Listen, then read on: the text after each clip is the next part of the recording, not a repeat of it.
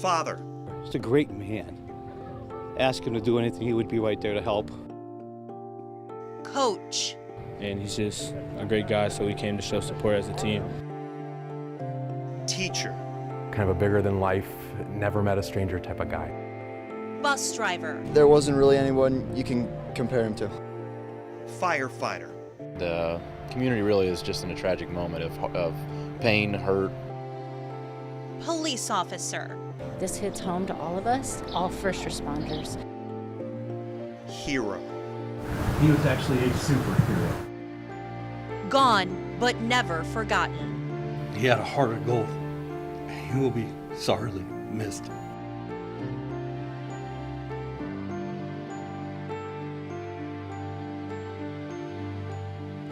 The man you see was all of that and so much more to the small community of Bluffton. Officer Dominic Francis dedicated his life to service and lost his life while serving. Welcome into our special coverage honoring Officer Dominic Francis. I'm Melissa Andrews. And I'm Jeff Smith. We are breaking into your regularly scheduled programming to bring you Officer Francis's funeral service live from Bluffton this morning into this afternoon. Now, this is a live look right here inside the Summer Center at Bluffton University. People have been filing in for the last 2 hours, including family, friends, and so many who knew Officer Francis throughout his work that he did in the community. Organizers do expect 4,000 to 5,000 people inside, including law enforcement and first responders, really from across the country, all here to honor this man, 42-year-old Officer Dominic Francis, killed in the line of duty last week. But as you heard, Francis was much, much more than a police officer. He was a husband and father, leaving behind his wife, a son, and a daughter. He was a brother, a son, and grandson. And beyond his family, he served as a teacher, a firefighter, a bus driver, a coach, and anyone you talk to in Bluffton or the Corey Rawson School District knew him because of those roles. Officer Francis was on the job in the early morning hours of March 31st, just over a week ago today. Ohio State troopers spotted 3 people inside a speeding car at about 2 in the morning, then tracked it as it headed on I-75 in Hancock County 20 minutes later. And then at 2:30 a.m., Officer Francis tried to deploy stop sticks to slow down the fleeing suspects, but the driver hit him, killing him in the process. The 3 suspects ditched the car and ran from police, deputies, and state troopers. Authorities found one of them hiding near a home, and another stole a car and took off toward Cleveland around 3 a.m. Law enforcement eventually captured the second suspect in Elyria and found the third back in Hancock County, leaving all 3 in custody before 1 p.m., nearly 9 hours after the officer's death. In the days that followed Officer Francis's death, we've seen makeshift memorials grow and grow in Bluffton. Tributes poured in as the community mourned the loss of someone so dedicated to that community and to its people. Back inside Bluffton University Summer Center, the funeral for Officer Francis is set to start here in just a few minutes. We will be here bringing you the entire service live this morning. And following, of course, we will bring you the procession afterward. Now, the hearse will leave Bluffton University after this funeral service wraps up. The procession will then go from the university to Corey Rawson School, where he was so involved, making a loop through the bus entrance and parking lot to pay respects there and allow him one final visit. It'll then head to Clymer Cemetery in Mount Corey, which is his final resting place.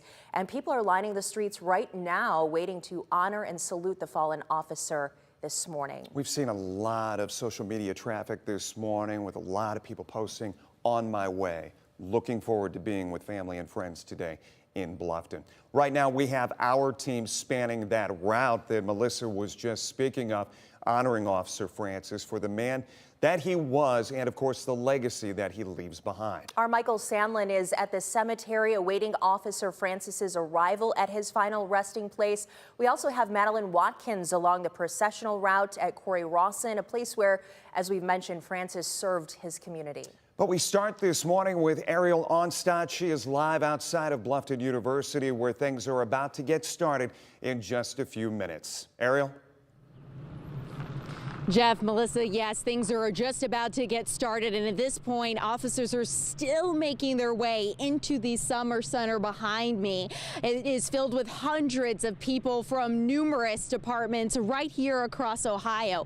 And one of the things I want to stress is that Officer Francis was one of 14 police officers. This loss is just immense for this community. And I was just speaking with the Allen County Sheriff, who was sharing a little bit about what Officer Francis meant to the community and, of course, how they are working to support Bluffton's police officers as they grieve. You can hear what he had to say just a few minutes ago. Well, unfortunately, these kind of things are what bring communities together even closer. It's unfortunate that it has to happen this way, but obviously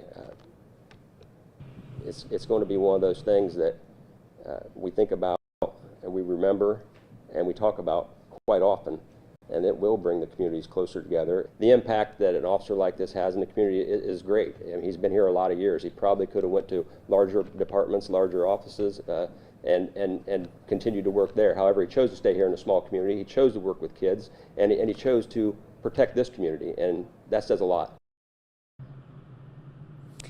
The sheriff says that he had actually spoken with Officer Dominic Francis just a couple weeks ago, of course, teasing him and offering him a job. He's saying, talking a little bit more, of course, about what he meant to this community. And one of the big things I'm seeing is that the people who come in this community who are filling the stands behind me, everyone knows Officer Francis in some form or capacity. To some, he was a mentor, right? To some, a coach, to some, a teacher. But as the sheriff was saying, he will be laid to rest with the highest honors. And it's so important that they lay him to rest this way to honor the way that he protected and served his community. And right now we are seeing cars, of course. We see fire trucks and, of course, other first responder vehicles lining up here outside the Summer Center to get ready for that processional. So, Jeff, Melissa, for now, I'll send it back over to you. All right, Ariel, thanks. And one of the things that really struck me as we heard from the Allen County Sheriff, you think about the Bluffton Police Department, we've had police officers here in Toledo that have been killed in the line of duty. There are many officers here. There are only 9 full-time, 5 part-time officers inside the Bluffton Police Department, so just very small and probably a larger impact when you think about the numbers there. And trying to understand the breadth of this effect on the police force, the sheriff's department, sheriff's offices across the area. We talked to so many smaller departments who were saying, when you have small departments like this, obviously Bluffton, just a town of 4,000, you've got so many of those officers who are coming up through the ranks together, spending so much time together. They become family. And where you see Toledo, where you see Lima, where you see Findlay, larger departments. And it just doesn't have the punch to the gut that it did for this community. It really is. And that funeral service is set to start in just moments. And you can watch the entire thing live here on WTOL 11. We will also continue to follow the procession until Officer Francis reaches his final resting point. That's about 5 miles away at Clymer Cemetery. We have both Madeleine Watkins and Michael Sandlin lining the route for you today. We'll talk to Michael outside of the cemetery shortly. But first, Madeleine, you're along the procession at Corey Rawson School where Officer Francis will make a stop after the service. What is the tone out there right now? Yeah, Mel, so I'm actually on Main Street right behind me. This is where the memorial, that makeshift memorial that we have been talking about, started. It's right outside of Town Hall here in Bluffton. And the procession will be coming down Elm Street and will be making its way down Main Street. So I'm going to go ahead and see what the cemetery is looking like over there for you, Michael Sandlin. Now I'm at Clymer Cemetery right here. This is going to be the final resting place of Officer Francis in just a little over an hour. It's still really quiet here right now. There's a couple sheriff's deputies that are coming in, and I see a couple local people coming in to show their support. And right now inside the church, they're actually streaming the service. So I'm going to toss it back to you guys just so we can get the first look of Officer Francis's funeral. And we do join that service, which just started now.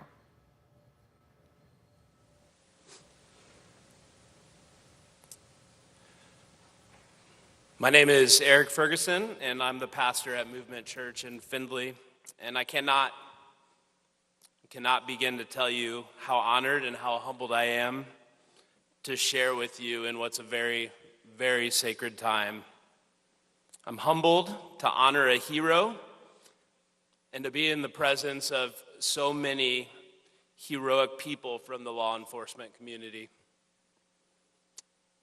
God's word instructs us to come alongside and support law enforcement, which is one of the ways that God protects the people that he loves.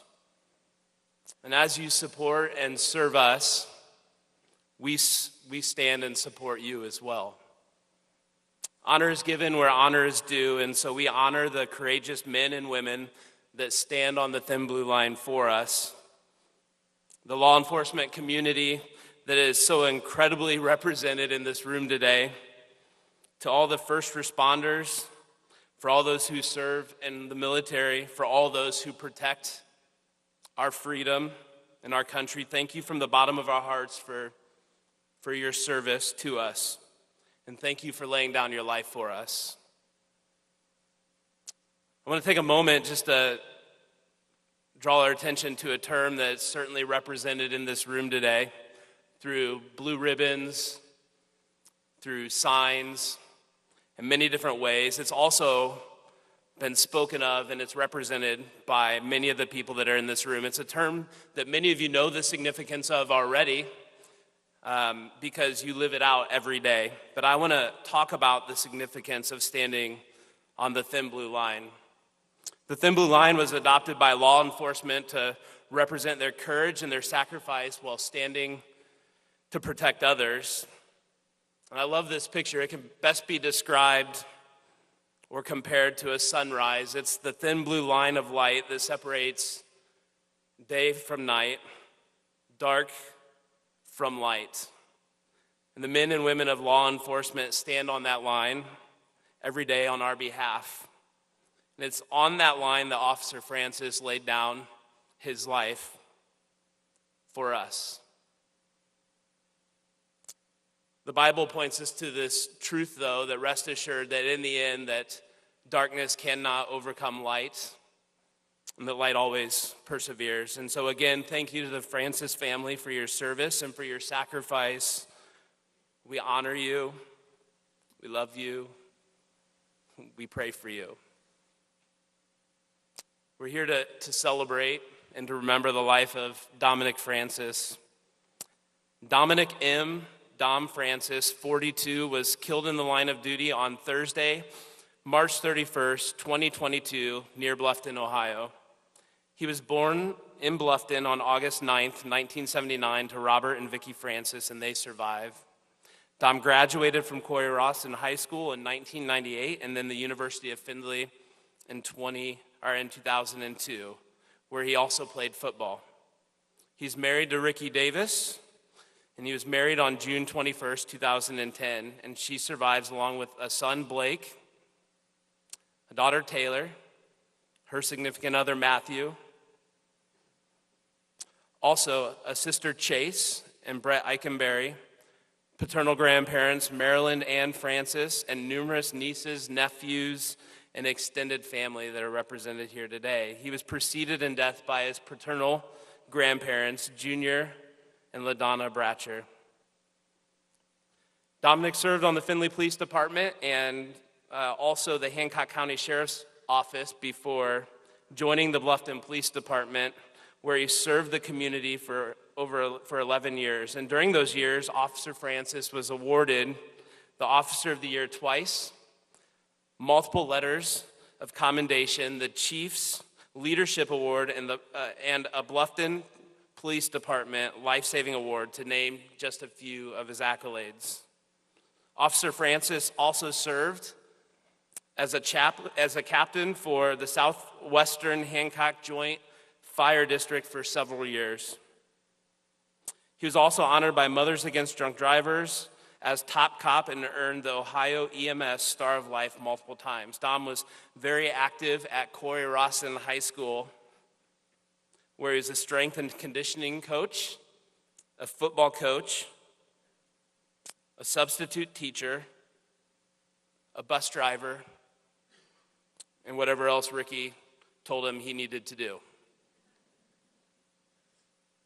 He also enjoyed spending time with family and friends at Indian Lake and driving his boat. Now, those are the basics, and you'll get to hear a lot more about the incredible person that Dom was. But I just want to read a passage of Scripture, and I want to set the stage a little bit for what I'm about to read. In the Gospel of Matthew, we read about a group of people who were tired and weary, who had questions, who were worn out. They were looking for answers, and they went out to the countryside looking for what they thought might be the answer to some of their questions, and clinging to the idea that might be found in the person Jesus. And as Jesus saw the crowds that had gathered, the Gospel of Matthew says he went up to the mountainside, he sat down, and he began to speak with them. And here's how Jesus chooses to begin that conversation. In Matthew 5, we read, "Blessed are the poor in spirit, for theirs is the kingdom of heaven. Blessed are those who mourn, for they will be comforted.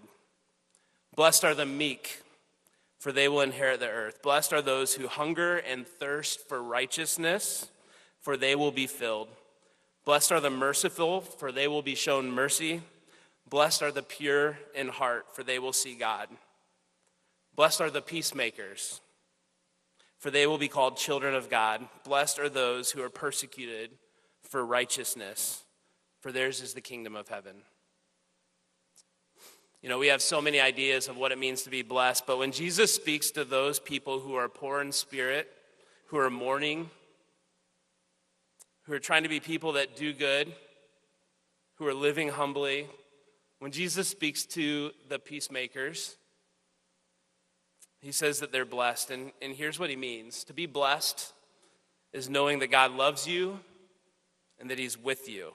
It's not circumstantial, it's not fleeting, it's constant. And I pray that Jesus' words connect with us today in the same way they did to those who went into the countryside to hear Jesus speak and look for answers. I pray that in this moment of mourning and this moment of questions, for those that are poor in spirit, for those that are peacemakers, I pray that you know that you're blessed. God's with you and that he loves you. I'd like to take a moment just to read a powerful poem that was written by one of Dom's close friends, someone that he went to high school with, and he wrote this poem and he shared it with me, and I just felt like it was fitting as we proceed here. It's called A Hero's Hands, and it's written by Aaron Reese. "Within a hero's hands, a sacred truth does lie, to serve and to protect when others may decline. A hero's hands are callous but soft if they need be. They serve a many purpose. His service keeps us free.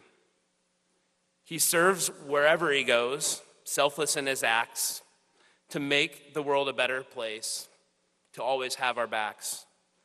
The hands of a hero hug his friends and family every day, strong yet safe, firm yet forgiving. There's comfort in their stay.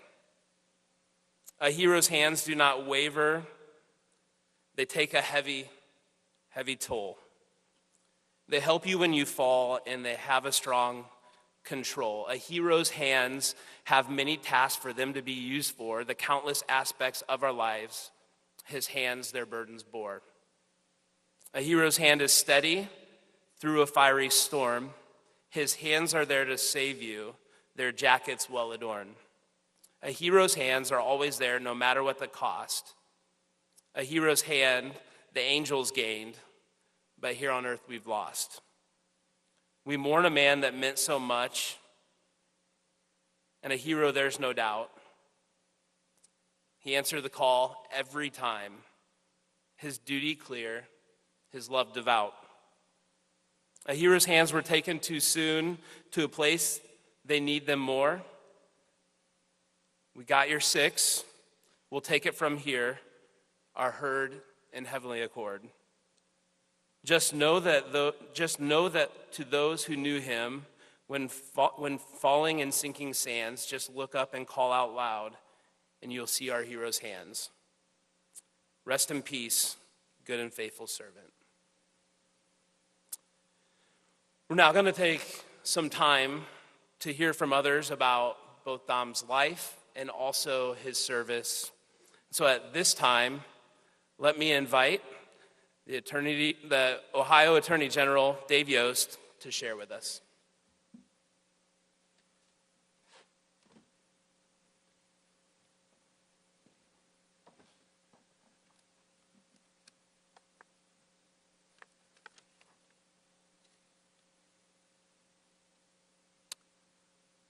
Thank you for the privilege of paying my respects to this fallen officer and his family.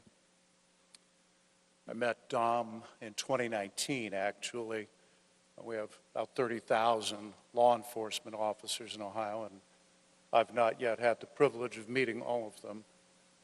But I met him because of his exemplary service. He was being honored for helping to keep our streets safe from drunk drivers. And I was privileged to present him with the Top Cop Award in 2019, and I remember him with great affection.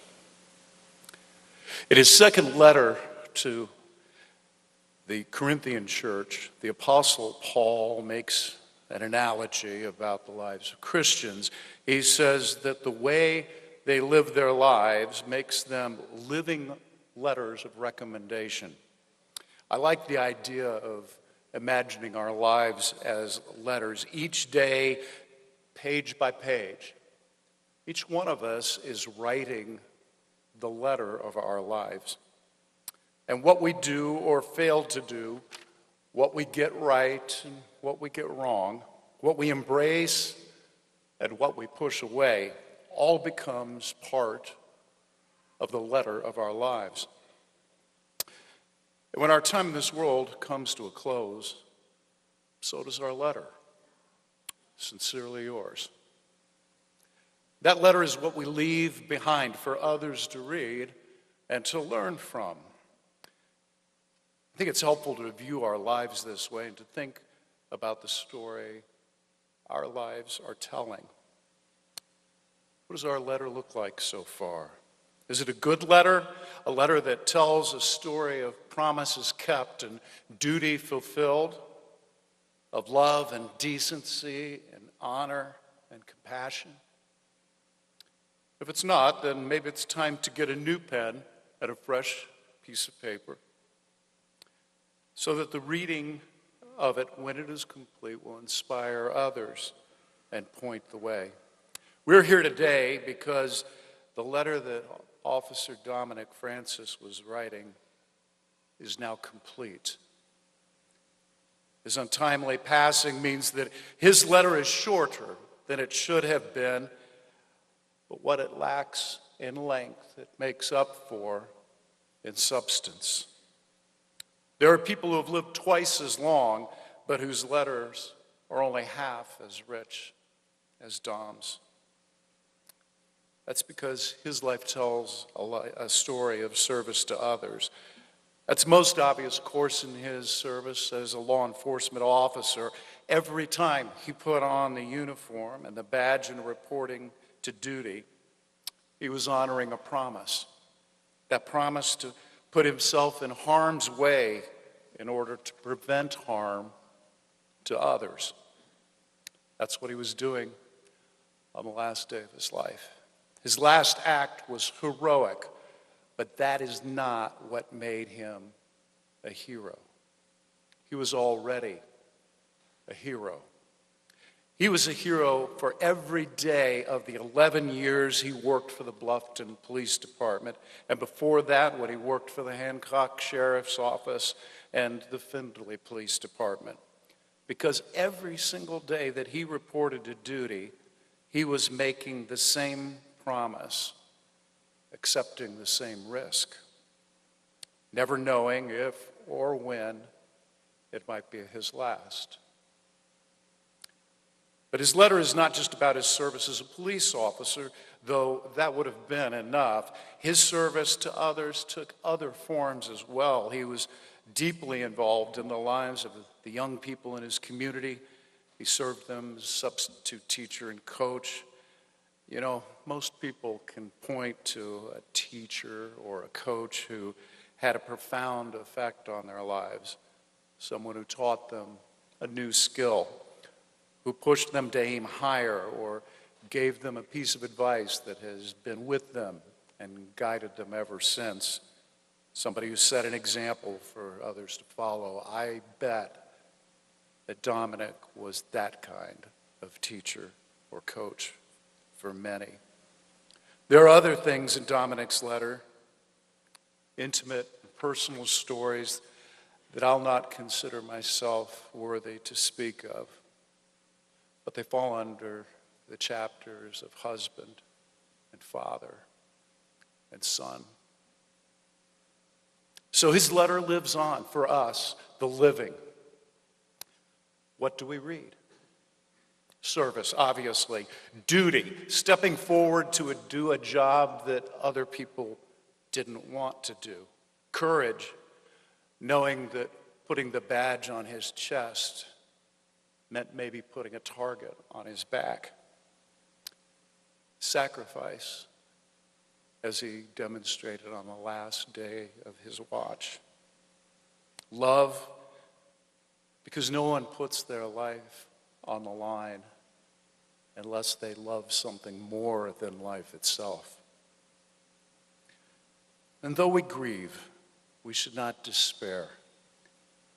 Dom is gone, but his actions and his example will continue to influence the world for good. The letter he wrote over the course of his life is the kind of letter we all should aspire to leave behind us. It's the kind of letter that I aspire to. I pray that when my letter reaches its end, it will tell a story as uplifting and courageous as that of Dominic Francis. God bless him and his family.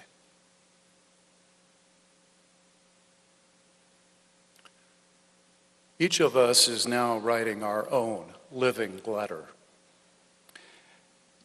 But I want to turn for this closing moment to those who are on the job, those who wear the badge. I want to speak to you and to your families. This is maybe the hardest moment of my life for anyone to serve as a law enforcement officer. Many of society's leaders have abandoned you, and those who have not, many of them cower in fear, silent, afraid. Your critics do not want to read the letter of your life, because those letters speak of courage and sacrifice, of duty and honor and kindness and strength. To read the letters of your lives would be to contradict what some of them have said. It would force them to confront the truth. So they do not read. They look away and they're silent. I will not be silent.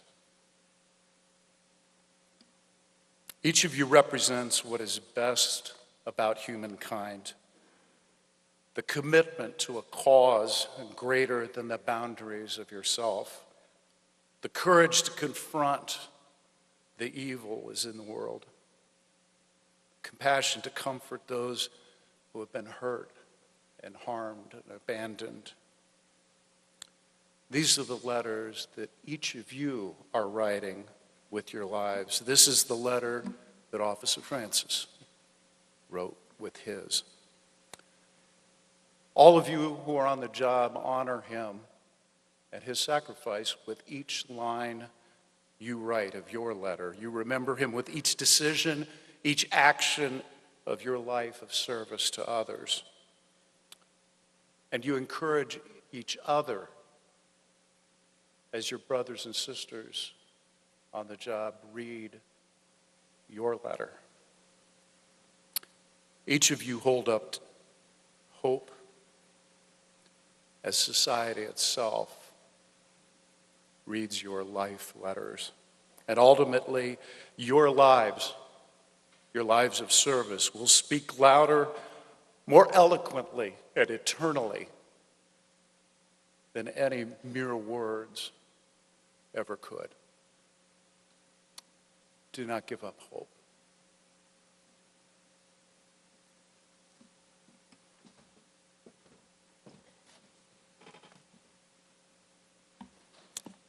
Let me invite Bluffton Police Chief Ryan Burkholder to come and share at this time.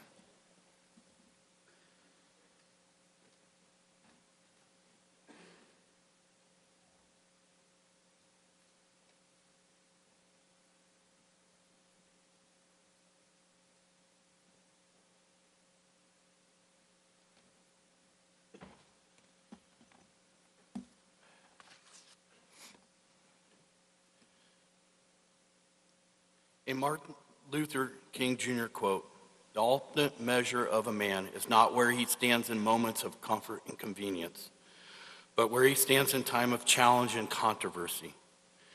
The true neighbor will risk his position, prestige, and even his life for the welfare of others. In dangerous valleys and hazard pathways, he will lift some bruised and beaten brother to a higher and more noble life." Dominic was a husband, father, son, brother, co-worker, and friend. He carried the weight of the badge to the fullest extent. He loved his job. I miss him coming in the office in the morning saying, "Hey, boss." He'd present the next gadget that he wanted me to buy the department. "Sorry, Dom, I never got the LPR, license plate readers, that you always wanted."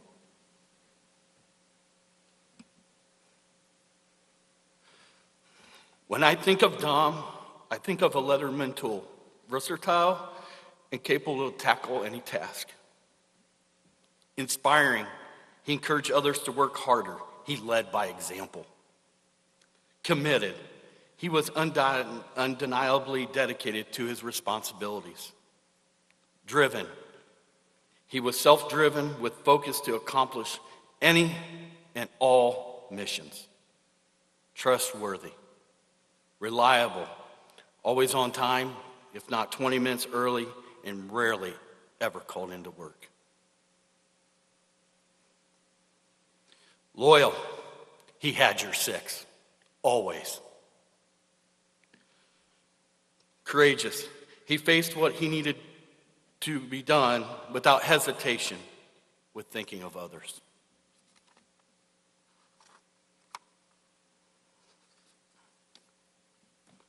Compassionate, he had a willingness to put others' needs before himself. He would fix people's cars along the side of the road, broken down. "Hey, Chief, can I borrow your floor jack? Dom, it's out back." A mechanic, he was a fixer and always willing to get his hands dirty. A bus driver, he took pride in making sure our youth safely got to school. And I'm pretty sure there were times he went with little sleep. A teacher, a jack of all trades, master of none. One day he would be a math sub, the next day he'd be a music teacher. Coach, a mentor, motivator, encouraging athletes' performance in a positive way. So inspiring. Firefighter, when the alarm sounded, he didn't hesitate. Police officer, the definition of the thin blue line. Dominic was all of this and so much more. He is so very much missed by all. He impacted so many lives in so many ways. I look forward to the day we see him again. Today, Officer Francis will be awarded the highest medal receivable, the Medal of Honor and Purple Heart.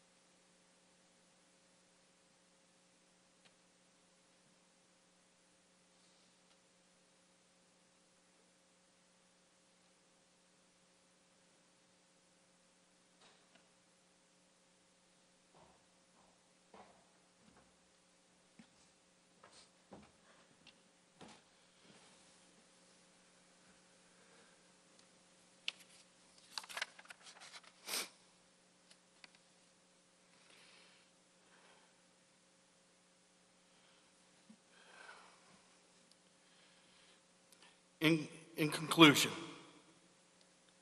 from Dominic's Facebook post, June 9, 2014, Proverbs 28:1. The wicked will flee when no man pursueth, but the righteous are bold as a lion.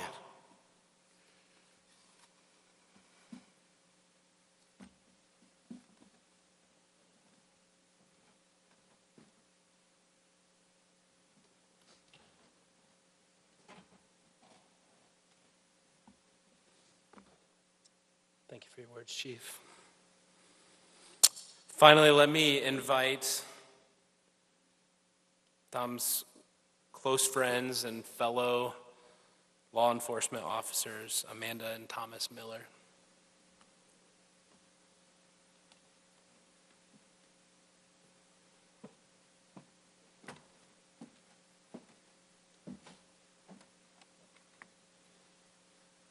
Many of you already know my voice.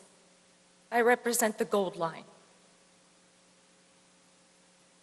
I appreciate everything that has been shared about the blue and the red, but I want to tell you about the gold.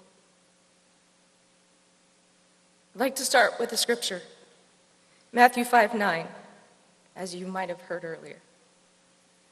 Blessed are the peacemakers, they will be called the sons of God. My name is Amanda Miller, and Ricky, you asked me the impossible, and I'm standing here for you. I'd like to share the beginnings of a peacemaker. I first met Dominic when I was 16, and I joined the Hancock County Sheriff's Office Explorer Post. We rather quickly hit it off as friends and instant colleagues. Little did I know that I would be standing here today, because the dreams I had and that he shared at 16, this was not one of them. But we did understand it was possible. He served as a captain and was a very strong leader to his post. I came in while he was a captain. He impacted me greatly. If you've met me, I hope I edify what Dominic is. He was driven, he was full of energy, and yes, as you've already heard, full of service. From that very beginning as a young man. That's incredible. It was as natural to Dominic as breathing. And so we began our walk in our life together, forward into criminal justice. Dominic then shortly graduated, and as he served with me as a dispatcher, and that again was at the Hancock County Sheriff's Office. We often teased we grew up in these hallways. Sheriff Heldman, I've shared the same thing with you. He handled this position well, and ironically, our positions changed. I was his trainer, and I got to help lead and shape him.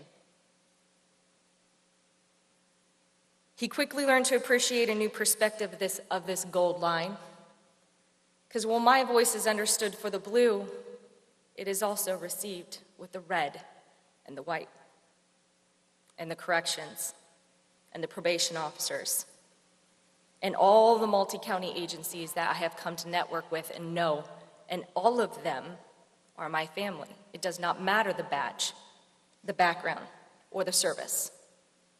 And Dominic, there was no doubt. He was exactly that. You're all here for that. We were young, still trying to make our way into this thing called law enforcement. I had a dream of being on the road. He had a dream of being on the road. We even picked out what agency that would be. Neither of us landed there. Life is different. Our excitement at starting families happened. My daughters are the same as Blake in age. We shared that. Many hours sitting together in dispatch. Dominic, the peacemaker, was an excellent dispatcher. He most enjoyed dispatching his fire and EMS families.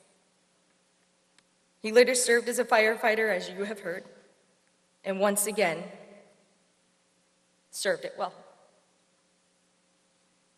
Dominic the Peacemaker was an outstanding firefighter and first responder. He was, no surprise, 110% with his work as a deputy reserve. I also share this connection with him. He built many friendships and bonds with our deputies on the road, many countless hours of ride-alongs, and they all have memories to share.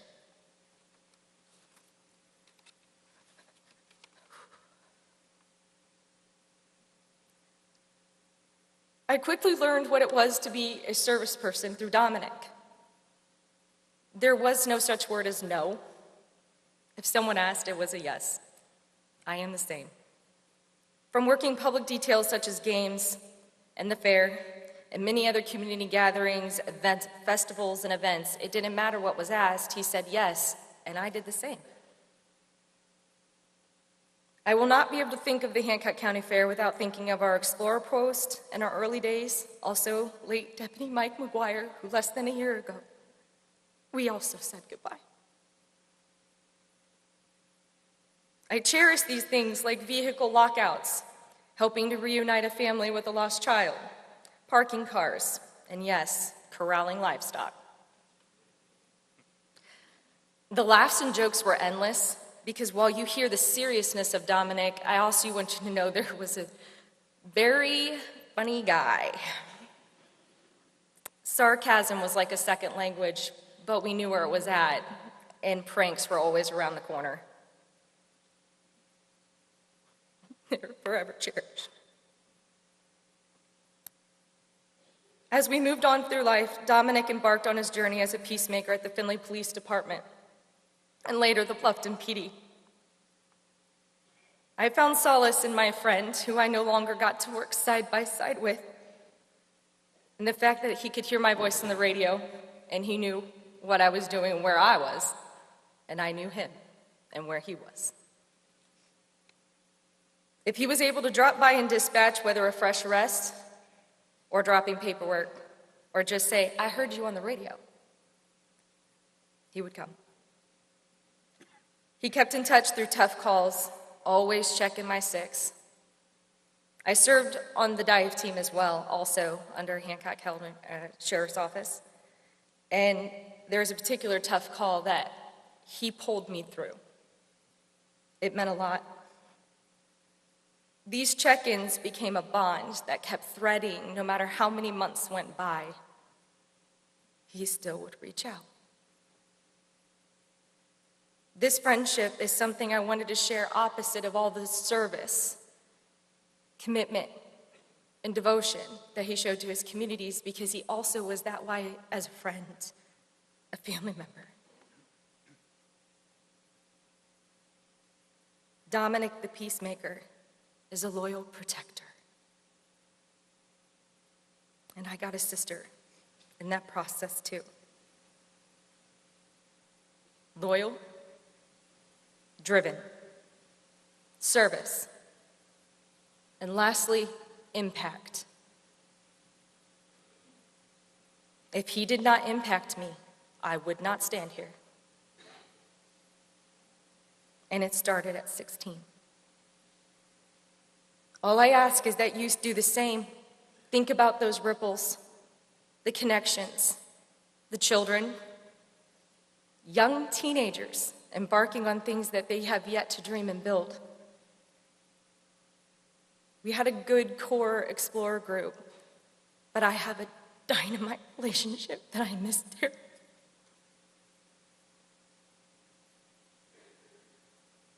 He was my brother. Matthew 5:9. Blessed are the peacemakers. They will be called sons of God. Thank you.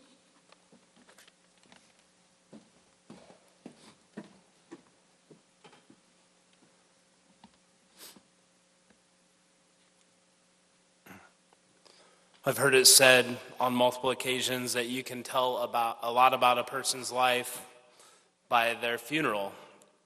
And more specifically, two specific things. One, how many people attend? And two, what do those that are closest to that person say about them? I think we can all acknowledge that a few people have shown up to pay their respects and to honor Dom. I think that speaks to the person that he was, to the life that he lived. And we've already heard so many words that represent a life well lived. As a pastor, one of the most challenging and also life-changing questions that I often ask is, oftentimes sounds like a rather morbid question. It's, what do you want people to say about you at your funeral?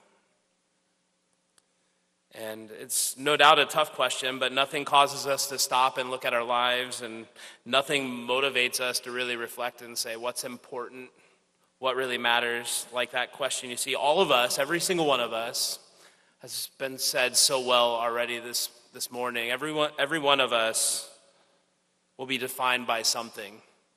Every one of us has a story. Every one of us will be defined and has a letter to be written. And the question is, how will we be defined? And here's what we know to be true. Eventually, our time is going to come to an end as well. Death is inevitable.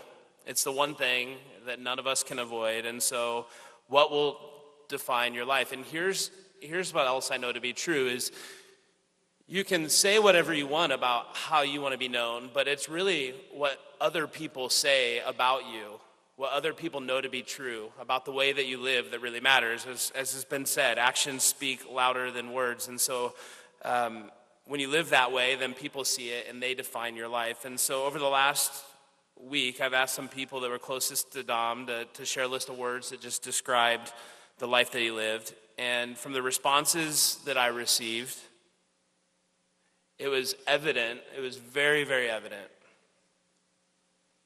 that it was easy to describe Dom, but it was certainly anything but easy. In fact, what made it easy to describe him is what makes this day so incredibly, it makes it so difficult, right? Because you didn't have to look far to recognize the man that he was. Here's a list of those close to him gave to me.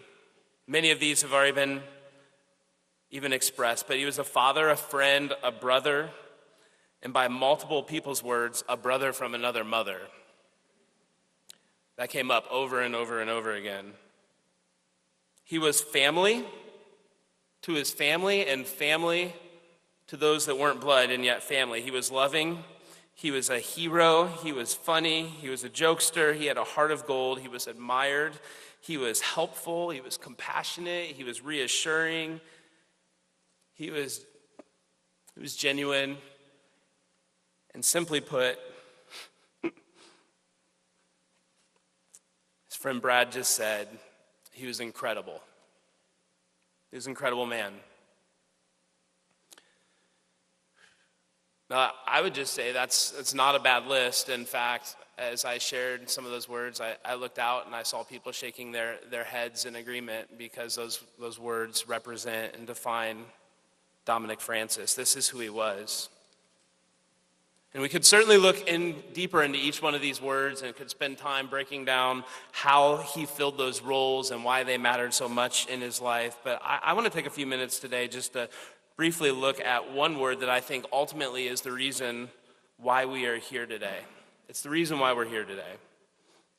And I believe it's also the foundation for every single word on the list. It really is the foundational piece that holds all of this together, and it's this one word, love. And why is love the reason that we're here today? On one level, it's because many of you love Dom, and you knew him as a brother, and you loved him. But I think it's bigger than that, and Jesus speaks into this in John chapter 15. These are Jesus' words, and he says this. He says, "As the Father has loved me, so I have loved you. Now remain in my love. If you keep my commandments, You will remain in my love, just as I've kept my Father's commands and remain in his love. I've told you this so that my joy may be in you and that your joy may be complete. My command is this: love each other as I have loved you. Greater love has no man than this, to lay down one's life for one's friends. Jesus says, you are my friends if you do what I command. We are here today because Dominic Francis loved others as Jesus loved us, as Jesus commanded people to love, and as he lived out for us. But very few of us, let's just recognize, very few of us will ever live out love in such a significant way that we literally lay down our lives. Dom's love for people that he cherished and spent time with, and Dom's love for people that he didn't even know, caused him to lay down his life. Dom's life was an ultimate representation of the love that God has for you and for me, and that's expressed through his son Jesus. And so Dom's life, a hero, a servant, a loyal man, will be defined by the way that he loved others. There's a passage in the book of 1 Corinthians that describes love. Maybe you've heard it at a wedding before. It's not really a passage meant to be in the context of a marriage, but rather in how we're to love each other. And the Apostle Paul lays out an entire list of attributes or characteristics of what it means to be a person that expresses love. And I'd like to just read that to you. Paul writes, love is patient, love is kind, it does not envy, it does not boast, it is not proud, it does not dishonor others, it is not self-seeking, it is not easily angered, it keeps no record of wrongs. Love does not delight in evil, but it rejoices with the truth. It always protects, it always protects, it always protects, it always trusts, always hopes, always perseveres. Love never fails. It never fails.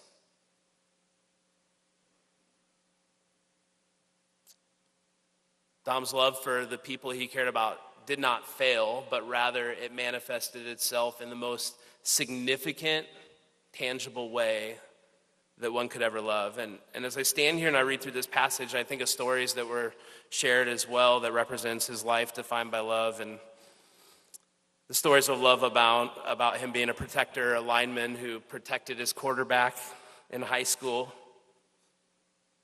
an officer that always looked out for his friends and protected them in that way. He seemed to be all about protecting other people except for Ricky on the tube in the boat, and then he seemed to throw that out and just tried to knock her off of the tube. But everywhere else he protected. I think maybe you gave it back to him a little bit, though, as well. We talked about how Dom would step in and fill a role. I can't imagine carrying multiple roles through multiple organizations and multiple agencies, and then also being a substitute teacher. I have 3 kids. I know how difficult being a substitute teacher has to be. He filled in any role that was needed, all the way down to being an impromptu wedding DJ. And I'm hoping he didn't pick the music but just played what was there, because from what I've heard, the Cupid Shuffle is on repeat on his playlist. But Dom always stepped in. He always did what was needed to make people better, and that is what love is. Friends became family, and I'm sure there are many other stories. In fact, I know there are many other stories, but I received this statement many times: some stories you're just not allowed to share. Here's what's true for all of us. Something is going to define our lives, and something is going to drive us, and we're going to chase after something. We're going to devote our lives to something, And what's more significant than to chase after being a person that loves? I mean, my prayer is that every single one of us would be a person defined by love, that what Paul writes about in 1 Corinthians would define your life, because love never fails. In fact, Paul says there are really three foundations that we can build our lives on. He says it's faith, it's hope. We have both of those things, but the third, he says, but the greatest of these is love. And so here's why love's so important for you and for me. This is why Dom lived this out. 1 John says, "Dear friends, let us continue to love one another, for love comes from God, and anyone who is a child of God knows God, but anyone who does not love does not know God." And then this is the line, "For God is love." John says love not only comes from God, but God is love. That's who he is. And it's my belief, it's my understanding that we were created in the very image of God, that when we were created in his image. And so therefore, one of the most purpose-filled, significant things that we can do in our life is be a person of love. He goes on in verse 4 of 1 John, or verse 9, and he says, "God showed how much he loved us by sending his one and only Son into the world, that we may have eternal life through him. This is real love, not that we love God, but that he loved us and sent Jesus as a sacrifice to take away our sin." We're not just told to love, we're given an example of what it means to love. And through Jesus, we see this understanding that love sacrifices everything. And here's what's so incredible about this. Many of us here, it's already been stated, it's already something that we've talked about, but many of us cling to this hope that this life is not all there is, that we'll have an opportunity to see Dom again, that we're living for something more than today. And that's what 1 John tells us. That Jesus came so we may have eternal life through him, that eternity is within reach, that this is not the end. And he goes on and he says, "Dear friends, since God loved us that much, we surely ought to love each other. No one has ever seen God, but if we love each other, God lives in us, and his love is brought to full expression in us." And these are incredible words, because it just says this: no one has ever seen God physically, and yet the way that people see God is by the way that we love. And here's what I know. Some of you in this room, the reason that you know what God's love looks like is because of Dom's life. It's the way that he loved and cared for you, the way that he sacrificed and served. The tangible way that you have to describe what God looks like and what his love looks like is through how Dominic loved you. He was a living proof of a loving God. And so I just want to wrap it up with, at the end of this passage, it says this, John writes, and as we live in God, our love grows more perfect, so we will not be afraid on the day of judgment. We don't have to be afraid about what lies beyond this life, but rather we can rest assured at the end of our lives on this earth. He says, but we can face him with confidence because we live like Jesus here in this world. Dom can have confidence. We have confidence. We know those words, "Well done, good and faithful servant," are happened because of the way that Dom loved people. Such love has no fear, because perfect love expels all fear. If we're afraid, it is for fear of punishment, and this shows that we have not fully experienced his perfect love. We love each other because he loved us first. So here's my prayer. Don't be afraid of love. For some of us in here, we've run from love. Maybe we run from God's love, just don't feel like we're accepting or that we are deserving, that we're unlovable. We can't just accept that God would love us even when we had nothing to offer him back. And yet, I would just pray and encourage you to know that God's love for you is unconditional. His love for you is Dominic's love for you reflected God's love for you. It's the same love. The way we know what love is through accepting God's love. So don't run from it. In fact, embrace it, because when you do, you will be able to love in a way that reflects his love. For some of us, I just want to encourage you, don't be afraid of loving others. Whether it's the fear or the cost, the fear of being hurt or just unsure. Some of us are just unsure of how even to begin loving. I would just say, it starts with laying down your life. Just look at how Dom loved and follow after that. Some of us in here, many of us, I think, well, maybe all of us share in this sentiment. Dom's life ended too soon. His life was cut too short.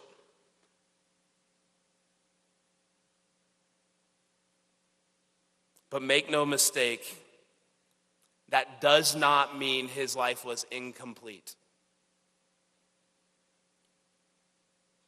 Because his life was and it is complete. Every day on this earth, he got to be with the people he loved, doing what he loved, serving those that he loved. He got to express God's love to others. And Paul says, love never fails. Dom gave his life in such a way, to such a cause, that it never fails. It's always complete. There's always wholeness when we choose to love. And even more, Dom's life is complete because his life continues on. It's not the end chapter. It's not the end chapter because of the way that you choose to respond and serve and care and love for people. And it's not the end chapter because our lives on this earth are like a blink of the eye in the face of eternity. Love is not something that we get to express just on this earth, but it's something that we get to express for eternity. And so love never fails. So I want to invite you to be a person who shares in that vision that Dom carried out, that Officer Dominic Francis carried out, to be a person of love above everything else. I want to invite you into that. I want to invite you into experiencing God's love. I want you to know that there are people that want to walk with you, that want to care for you. People in this room that want to be there and to love you as you learn to be a person of love, as you discover what God's love is and what it looks like. And I just want to invite you to experience that love. Because when you do, you'll honor the life of a man who lived to the fullest, and you'll honor God, who is, God is love. Would you pray with me? God, we come before you right now and acknowledge in this place that you are love. You don't just love us, you don't just care for us, you are love. God, we celebrate that love never fails. Today is a celebration of love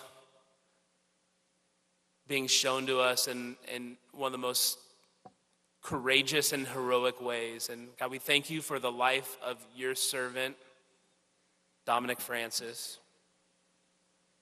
God, my prayer is that you would stir in our hearts this desire to know you and to know your love, that we wouldn't leave here and walk away and think that it doesn't matter, but rather that our lives are just a blink of the eye in eternity, and that we can know a love that will allow us to have hope far beyond anything that we could ever experience here on earth, that there is more and there is better.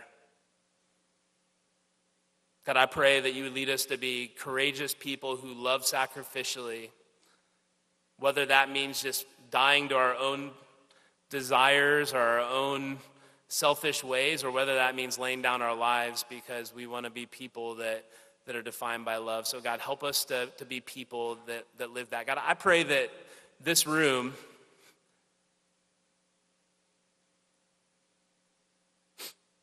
that has more potential for impact than almost any room that I've ever been able to have a conversation with. God, I pray that this room would be unleashed to be people of love, and that people would see that and they would know that there are people who love them and care for them, that there are peacemakers and people who want to serve and to protect and care and provide.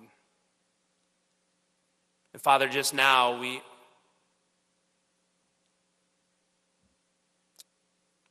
pray over the Francis family.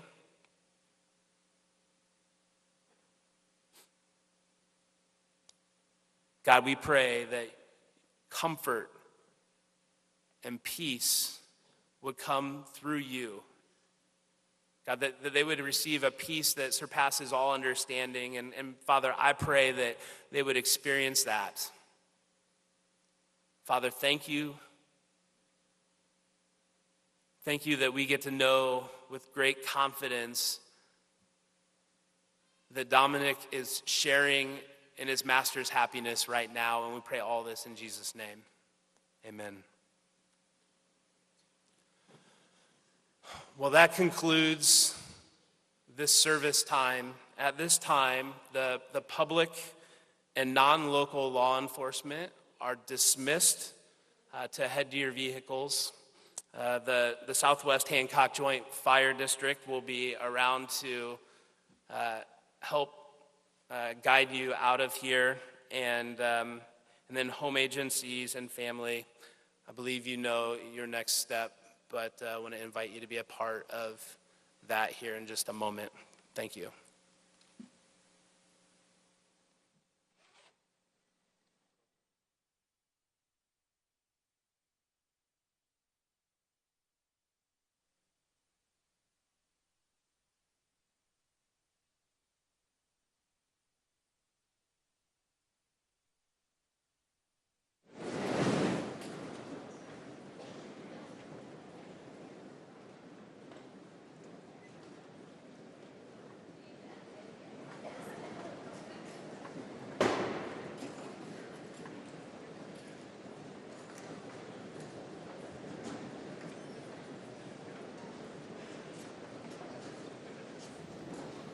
Our live coverage continues now of the funeral procession of Officer Dominic Francis. We heard a very emotional Christian funeral service, and during that time he was awarded the highest honors. You saw the police chief of the Bluffton Police Department present the Medal of Honor and the Purple Heart to Dom's wife, Ricky. Ryan Burkholder doing that tribute there. You've got Medina, Solon, Bath, Mansfield, Dayton, so many departments. As we have seen, you and I were remarking, in such a short period of time, this is now our third service that we have covered, tragically speaking, out here, sharing this with people at home, but just heartbreaking each and every one of these. In less than 2 years, yes, this is the third police funeral, and I did make a note because this is one of the scriptures that we keep hearing each time this unfortunately happens, and that is Pastor Eric Ferguson from Movement Church, who we heard speak, cited John 15:13, there is no greater love than to lay down one's life for one's friends. And that's how we heard Dominic Francis being described heavily today. One of the things that really grabbed me, and I know you were, we've had moments where we've been out here, whether it be you covering the Dia funeral or the Stalker celebration of life, and we have been caught up. We have had to walk off set while you there at home are watching this. We are watching this, and you get all of a sudden that lump in your throat, and you hear the words that came from Amanda Miller, one of his former officers, and she continued to drive home, peacemaker, peacemaker, kept calling him that, and just she stayed on the force. She was on the force because of him and because of the example that he set. They had such a close relationship during all their years, and she's become close, she said, with his wife. 16? Yes, yes. With his wife, Ricky, deep history and a personal friendship. She also called him a protector. We also heard from the lead law enforcement officer in the state of Ohio, which is Attorney General Dave Yost, and he said that Dominic Francis put himself in harm's way to prevent harm to others, and that is exactly how he was killed, putting those stop sticks down just over a week ago so that these people that law enforcement were chasing would not hit or kill anyone else during this high-speed chase. I wanted to point out some of those who are filing out right now. In fact, State Representative Haraz Ganbari just walking out. Some of Wood County Sheriff's Office representatives there this morning as well. Now this afternoon, as we have touched on the noon hour, we want to welcome some of you who might have been joining us here on WTOL 11 to see WTOL 11 News at noon. We have been covering this morning this funeral service that has been taking place in the Summer Center at Bluffton University. And Melissa, we were looking into some of the progress of now we have law enforcement filing out and where they are now headed. Yeah, following this funeral, the procession of law enforcement officers and the first responders are going to depart for Clymer Cemetery in Mount Corey. They're going to be taking a stop at Corey Rawson School, which is where Officer Dominic Francis really dedicated a lot of his life to the students there and to the school community. He will then head to his final resting place. This is the time where you are invited to pay your respects along this route. The procession is set to begin at 12:30. Obviously, there are a lot of police vehicles and law enforcement vehicles that need to get gathered up and sent in the correct place. So we're looking for this to be pulling out of the Summer Center at 12:30. Then you are going to see people lined up on Elm Street, Main Street, County Road 313 in Bluffton, and that's going to take the procession to Corey Rawson School, where they're going to do a quick loop. One of the things that I wanted to read from Attorney General Dave Yost, and you touched on him as well and some of the words that he spoke, but the one thing that really grabbed my attention this morning, he said he was doing a job that meant putting a badge on his chest meant putting a target on his back. And that's not just speaking to him, that's speaking to the job. That's speaking to what you and I have heard, this calling. And I really think he was talking to all of the law enforcement officers who were gathered there directly about that. And we do have some sound from Attorney General Yost on that. Your critics do not want to read the letter of your life, because those letters speak of courage and sacrifice, of duty and honor and kindness and strength.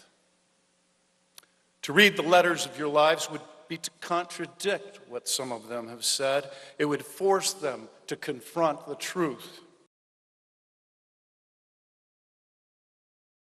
And the Attorney General really referred his whole speech to a letter, life as a letter. And one of the things that he said was what Officer Francis's letter lacked, which was length, made up for in substance in his service to others. We've got team coverage for you here this afternoon on WTOL 11. We want to check in with Ariel Onstadt. She is outside the Summer Center where some of the law enforcement, those who have flocked in from all across the Buckeye State, even outside, showing their respects today. Ariel?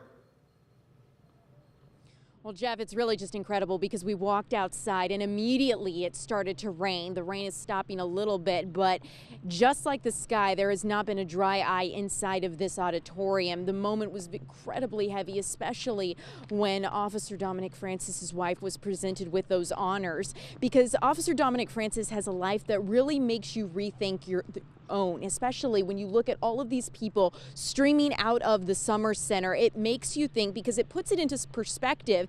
If a person's riches are measured by the minds they inspire, the lives they touch, and the legacy they're leaving behind, well, then based on what we've heard today, Officer Dominic Francis was incredibly wealthy indeed. That's just something we've been hearing from those who know him, the different roles that he served in, and talking with some of the different officers from the different departments. You know, I've seen Perrysburg, Sylvania, Toledo Metro Parks, small departments from across the state, even of course some further to our south, Lima, those that Officer Dominic Francis knew and worked with in this area.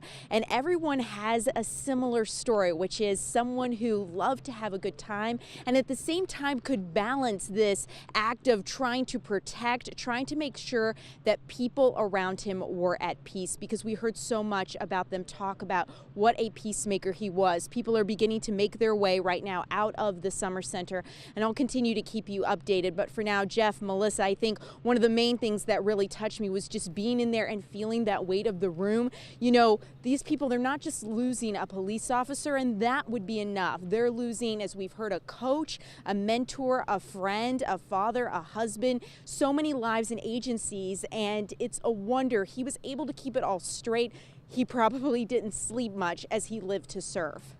And I think one of the most touching things about watching these funerals is learning about these officers and who they were. And the pastor said you can tell a lot about a person's life by their funeral. And we did learn what a jokester he was, which I love. Yeah. He's sarcastic, and people called him a brother from another mother. So I think when you can put that personal touch on who he was, it's really special for the community to know who we lost and why it's so important to honor him. Pastor Eric Ferguson from Movement Church, he did a great job of kind of, I guess, comforting, right? Mm-hmm. The pastor, the priest, whoever serves you on Sunday service or Saturday service, wherever you go, they always try to comfort you in these times. And he tried to make sure that people felt the light of his personality and all of that going forward. As we said, team coverage for you here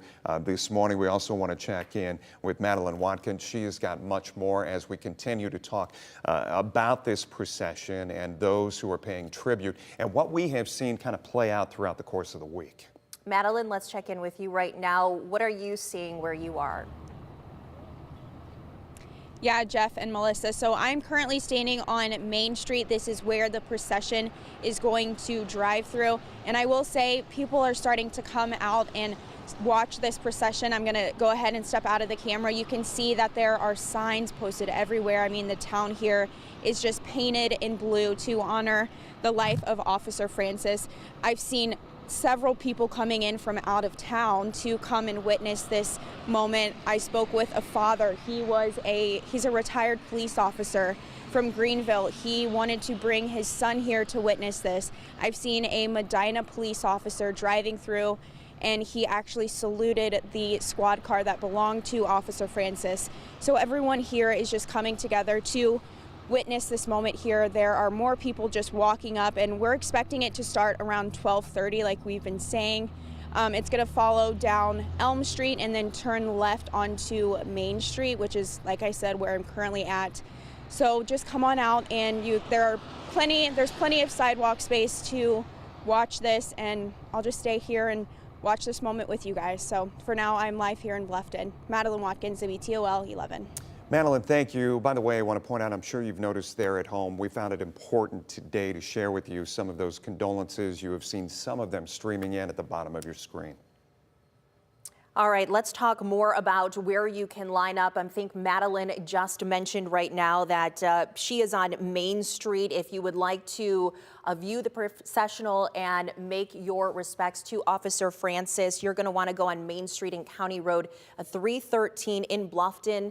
That is going to make its way over there to Corey Rawson School, where there will be a loop. They're going to then proceed back to County Road 313, State Route 235 through Mount Corey on the way to Clymer Cemetery for what will be a private burial. Let's bring in Amanda Fay joining us live in studio this afternoon to talk more about some of what we are seeing. Friends, family, those who may have just met him in passing and what they are saying here this afternoon. Yeah, Jeff and Melissa, one of the women you were talking about a little bit ago, her name is Amanda Miller, a very close friend of Officer Francis, who she knew as a teenager. She said they grew up together and talked about law enforcement often. We were talking about the gold line. You know, we heard about the blue line, and I think we know what that is, but something that she mentioned was the gold line. At the age of 16, when they knew they wanted to get into a life of service, they eventually got into law enforcement and became dispatchers. And Officer Francis, before being a police officer here, he did serve as a dispatcher. So take a listen to what she had to say about the gold line. He quickly learned to appreciate a new perspective of this gold line, because while my voice is understood for the blue, it is also received with the red and the white, and the corrections, and the probation officers, and all the multi-county agencies that I have come to network with and know, and all of them are my family. It does not matter the badge, the background, or the service. And Dominic, there was no doubt. He was exactly that. You're all here for that. And Amanda Miller also talked about how they grew in their careers. They also grew their families. They had children around the same age. She talked about how he was a peacemaker and built many bonds with people on the road, and always came back to check on her all the time to see how she was doing. As you can see here, the service continues as folks are coming to pay their respects. Jeff and Melissa. Amanda, I was struck by how much of a rock she was. She talked about his wife asking her to do this time and time again, but my goodness, the fortitude to stand up there and get through that was just, it was just breathtaking. Yeah, absolutely. And obviously they had that bond, that close bond that they had that continued through their lives, through their careers in law enforcement. And it was just really touching to hear everything that she had to say about him today. Amanda, thanks so much. And I know you'll be working on gathering some more from the funeral service for us. And our team coverage does continue right now. Our Michael Sandlin is standing by at the cemetery right now, where we are just getting the processional started in about 15 minutes or so. So it'll be quite a while before we see it make its way there. But Michael, what are you seeing in preparation for the processional to arrive there today? Well, Melissa, it's still pretty quiet out here right now. Like you said, I'm at Clymer Cemetery here in Mount Corey, Ohio. And right now, as you can see, there are still some state troopers and highway patrol right now that are showing up. This is going to mostly be a private event just for police officers and family and close friends of Officer Francis. Not a ton of people here yet. As you said, the procession is at least 15 minutes away, but we're going to see those two processions slowly begin to make their way toward here so that Officer Francis can be laid to rest. The family has requested that we don't show the actual burial. They have put up a privacy tent, so we'll not be getting any shots of that. And in fact, they've said that if we can just try to show only this side of the cemetery, that would honestly give them some mind and some ease. But obviously things are still quiet right now, so I'm going to toss it back to you guys at the station. But for now, reporting in Mount Clyde, I'm Michael Sandlin for WTOL 11. You know, Pastor Ferguson, he said his life was cut too short, but that does not mean his life was incomplete. And that's one, it's a resounding theme that we have heard over the last week or so. Very similar to what the Attorney General said when he was talking about the letter. The letter may have been short, but the substance was all there. So many people saying such kind things. And Ariel touched on this. It crossed my mind during the funeral procession, during the funeral, when Pastor Ferguson also talked about reflecting on our own lives and who we are, how we want to be remembered during this time. And maybe that's part of what funerals are all about, is helping us examine how we are living. And certainly this was a life well-lived. He was well-loved, much loved. Some of the things that Pastor Ferguson, he said that he'd been kind of going around and saying, hey, how do you remember Officer Francis? And brother from another mother, he said, came up a lot. Family, loving, hero, funny, jokester, admired, reassuring, inspired, incredible. I go back to the prayer service that was in Bluffton a week ago today, actually, outdoor. So many people showed up. It was cool. It was chilly. People were bundled up, but they were out there in full force. There were team members from Corey Rawson who were standing out there because he was such a leader of men, of young women, and they talked about that once again today. Yeah, they sure did, and he really made his mark. You know, I also think about him just being a father and having 2 kids and the time that he spent in this community, not only as a police officer, but as a firefighter and a coach and a bus driver. He did so much with his time to serve. And we heard them, the leader word was used again and again, many times. And if you're just joining us, let's bring you some more of the words that we heard spoken about this fallen officer, this hero from Bluffton.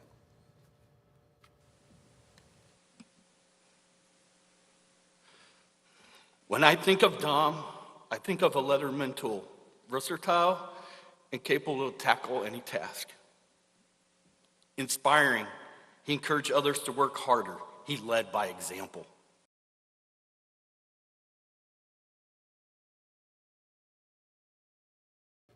And the chief there also said that he really loved his job. He was inspiring. He encouraged others to work harder. And you know, he was very emotional because, as we've discussed, this was a police department of just 9 full-time officers, 5 part-time officers.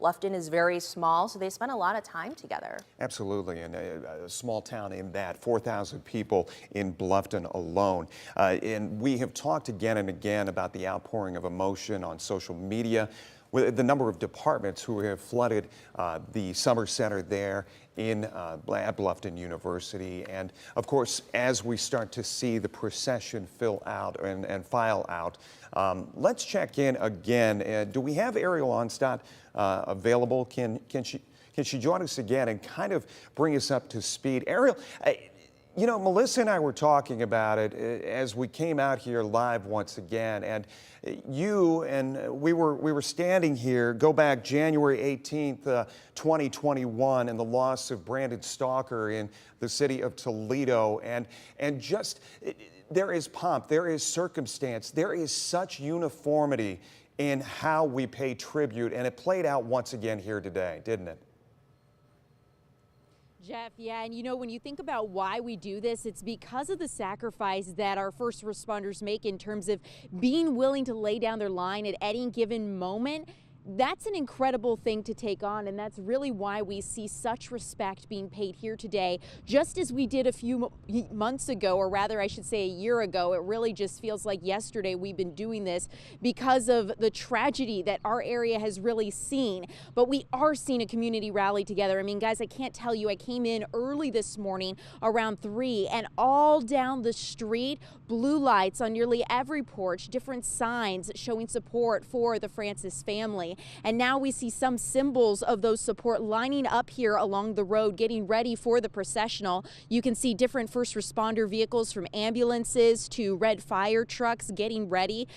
You know, Bluffton has really been transformed by symbols of grief and honor as they want to pay tribute to Officer Dominic Francis and the life that he led in this community. And to put things in perspective as well, I mean, one of 14 police officers. We've said that a lot throughout today and other days in covering this, but really let that sink in. I can go to Bluffton Police Department's website right now, pull up the names of all 14 officers. I know that only 9 are full-time, and I can see their emails, and I can send them well wishes. I can do what I want in that way. Like, what what other police department? Toledo is so massive, there's no way they put all the officers, right, on a single page. But that is how tightly knit this community is. Each officer gets some emergency medical responder training because they are serving their community and they need to be prepared for any situation. They didn't just protect Bluffton, but also this 235-acre campus of Bluffton University was also within their domain to make sure that people were safe. That's of course where we heard those stories as well about Officer Dominic Francis' sense of humor, because just a week ago, if you can believe it, he was here on this campus cracking jokes with students as he evacuated them for a fire alarm, saying, "Who burned the popcorn today?" That incredible sense of humor shining through his life of service and the legacy he is leaving behind. People are making their way out. I think every so often I hear someone walk behind me or walk towards that area to get within that processional line to make sure that they are ready to go. Ultimately, to make sure that they put this man to rest who was larger than life, honoring him the way that he deserved. Jeff, Melissa, I think, it's incredible to see that, especially as we reflect on the tragedies we've seen here in Northwest Ohio recently. Ariel, I was going to go over your right shoulder, in fact, way off in the distance outside one of those front lawns. It just looks like a gathering of people, and it's nothing more. It looks nothing more than folks just chatting, right? And just sharing their stories and being comforting for one another. When they came earlier, Jeff, you hit the nail on the head, because earlier people were waiting in line about an hour before the service was supposed to start, and they were catching up, asking about how each other's kids were doing, saying, "Hey, I haven't seen you in a while. It's such a shame. A tragedy is bringing us together like this." We heard that throughout the service. Tragedy brings people together, and people are also saying, "Hey, let's catch up outside of this. Let's not let this be the only thing that binds us closer together." Wow. All right, Ariel, thanks so much. We'll let you get back to it. About 10 minutes from now, that processional will leave Bluffton University. And I just wanted to touch back on what she referenced, the fire with the popcorn recently. And that's what really brought out members of the Bluffton football team to one of the vigils that happened last week. And one of the football players, Malik Tucker, said he came to turn off the fire alarms in the residence hall. He was cracking jokes. He's just a great guy. So we came out here to support him as a team. Firefighters paying tribute once again. He was a member. He assisted that force every single time he could.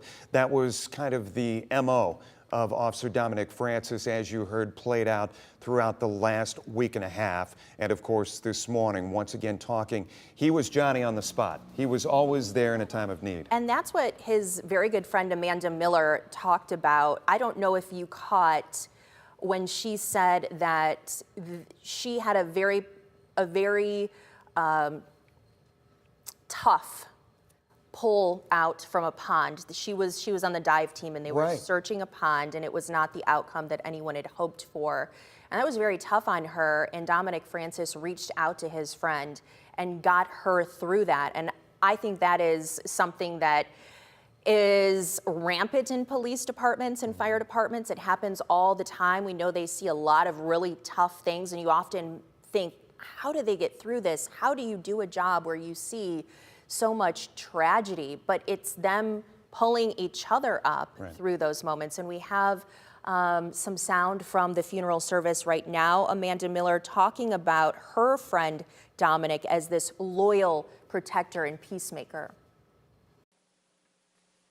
Dominic the peacemaker is a loyal protector.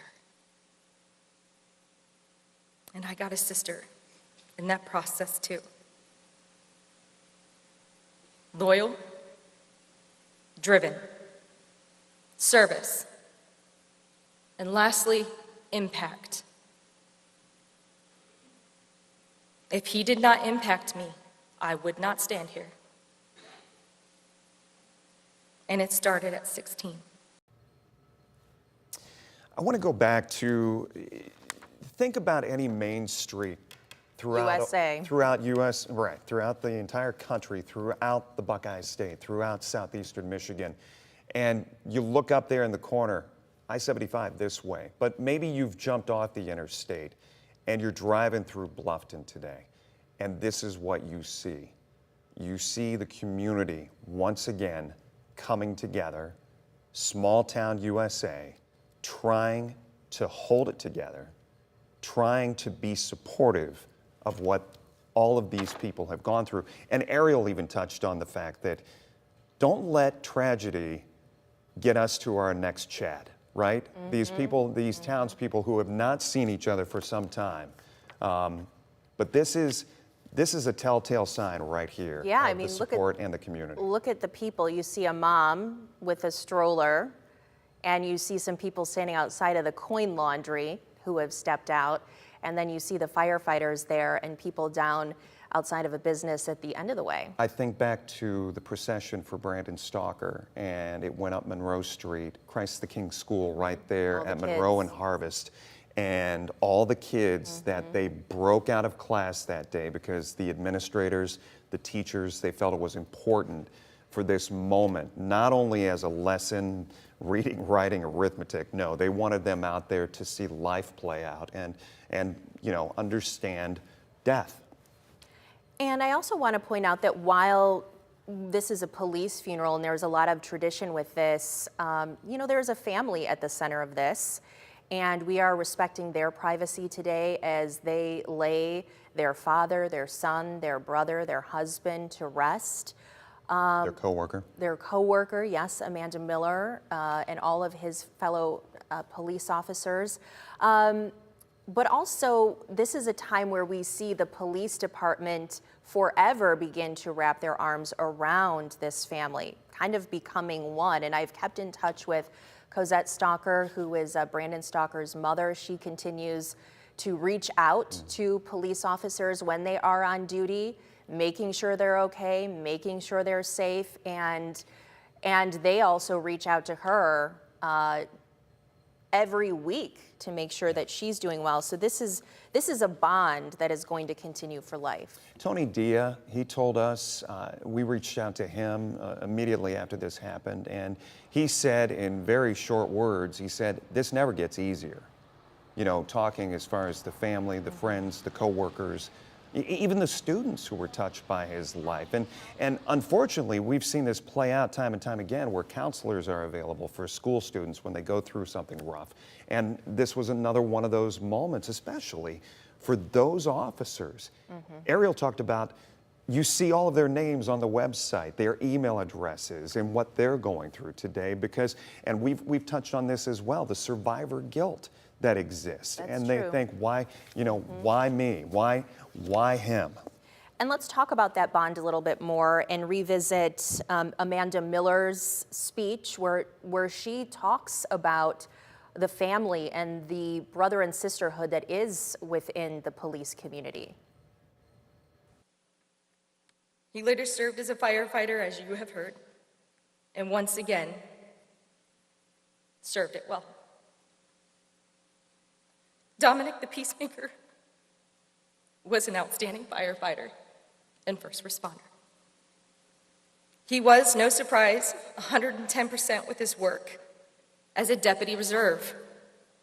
I also share this connection with him. He built many friendships and bonds with our deputies on the road, many countless hours of ride-alongs, and they all have memories to share. And when you talk about the vigils that have happened leading up to this, following his death, a lot of people came out who are just family members of law enforcement because obviously this is hard on them. We know that this is a different lifestyle, one where you are maybe in fear when your spouse or your son or your daughter goes to work every day. And I want to point out Caroline Dawson, we talked to her. She is married to a Findlay police officer. And she talked about the bond as well, and she said that this is a loss that's being felt everywhere, a fallen officer. Law enforcement officer families stick together in good times and in bad, and she says this hits home to all of us. All first responders feel this no matter where you are, where you live. This hurts your heart, and we are surrounding and supporting them and showing our support. Yeah. I was talking with Todd Kitzler, who is police chief for Rossford last week, and he was pointing out to us, and we talked about it a little bit before the service started today, but he said this is one of those things where as you move up through the ranks in a small department and everybody starts to, you spend a lot of time here at WTOL. Sometimes more time than with your family. Than with your own family, right? So you start to really develop these bonds, especially for officers. And as you said, putting yourself in harm's way each and every day. I've got your six. We've heard that again and again. You are watching the back of your coworker.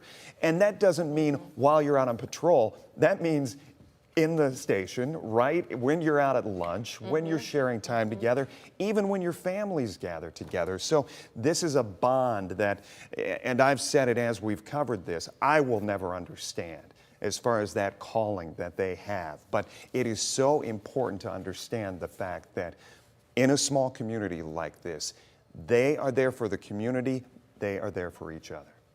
And we are still looking live right now inside the Summer Center, and this is a look at some of the closer law enforcement agencies to Bluffton Police who are taking some time out. They have an opportunity for a little more time spent at the casket of Officer Dominic Francis, a chance to pay final respects, maybe to say a prayer, a thank you, to just honor him and this sacrifice that he laid down his life for us, as they say, on the thin blue line, which represents courage and service. I don't know if Madeleine Watkins can hear us here in the studio. We will check in with her in just a second. She is along the Procession route there in Bluffton. Madeleine, we have monitors here in the studio where I did happen to notice you were just having a conversation with somebody who obviously caught up, emotional, as they wait for this procession to go by. Can you share a little bit of what you're hearing out there today? Yeah, Jeff, so the woman that I just spoke to, her son is actually going to be following in this procession. He's a Shawnee Township police officer. I asked her what this moment is like to witness this, and she just couldn't hold back the tears. She actually works with Officer Francis's wife. So this is a big day, I think, for a lot of people that are here. The crowd is starting to get bigger. There are more people starting to show up. There are little kids here with their parents. I think parents just want their kids to kind of just watch this moment and really let it sink in what officers do. And I think it's going to be an amazing day. I think it's going to be an emotional day for a lot of us, but this community is definitely coming together. I've seen people from the community passing out water bottles, just trying to get through it together. Something as little as that, I think it just goes a long way to just really bring everyone here together. So it's going to be a big day today. Madeleine, one of the things that was also striking, and of course you being out covering these stories as well, each of these little businesses, these apartment complexes along the route, even behind you, these are people, these are places that know these officers very well, and obviously emotional for them and coming out in full support. To kind of talk us through, we only have a short perspective here as far as from a visual standpoint. What are you seeing down the strip? Are we seeing a kind of a growing crowd at this point? Oh yeah, so the memorial is just directly down Main Street. I'm gonna see if we can maybe show you guys a little glimpse of it. I mean, just along Main Street, there are people lining up already. The memorial is on the left side of the street here. There are ribbons just lining the street. People are definitely starting to gather up. I mean, the signs posted outside of local restaurants. One of them, I just spoke to an employee last week when we were out here, and it says "Brother Forever," and he actually, Officer Francis, just went in there not too long ago to settle some disputes in the pizza shop here. They all knew him. They all knew Officer Francis and what kind of guy he was. And right outside of Town Hall, where that memorial is, there's a sign that actually says "No more yard signs." So I'm assuming they made yard signs for everyone, just honoring Officer Francis, and they went through them pretty quickly. Even just earlier this morning, we saw a lot of the local businesses here where the owners or people, the employees, were hanging up signs even just this morning. So they're definitely trying to paint the town blue, honor Officer Francis, and just get ready for this procession that's supposed to begin here shortly.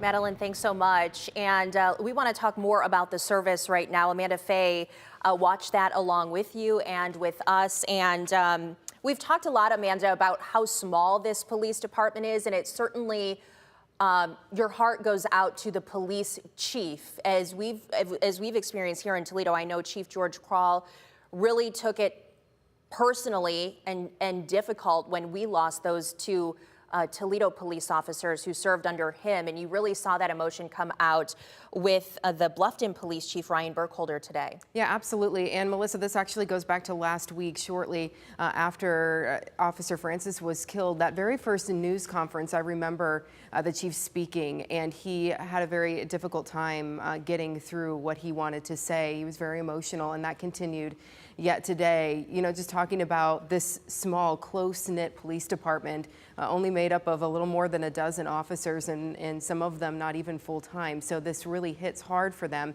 And knowing all that we do about Officer Francis and how he served his community, this is what the chief had to say a few moments ago. A bus driver. He took pride in making sure our youth safely got to school.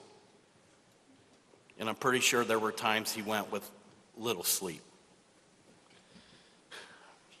A teacher, a jack of all trades, master of none. One day he would be a math sub, the next day he'd be a music teacher. Coach, a mentor, motivator, encouraging athletes' performance in a positive way. So inspiring. Firefighter, when the alarm sounded, he didn't hesitate. Police officer, the definition of the thin blue line. Dominic was all of this and so much more.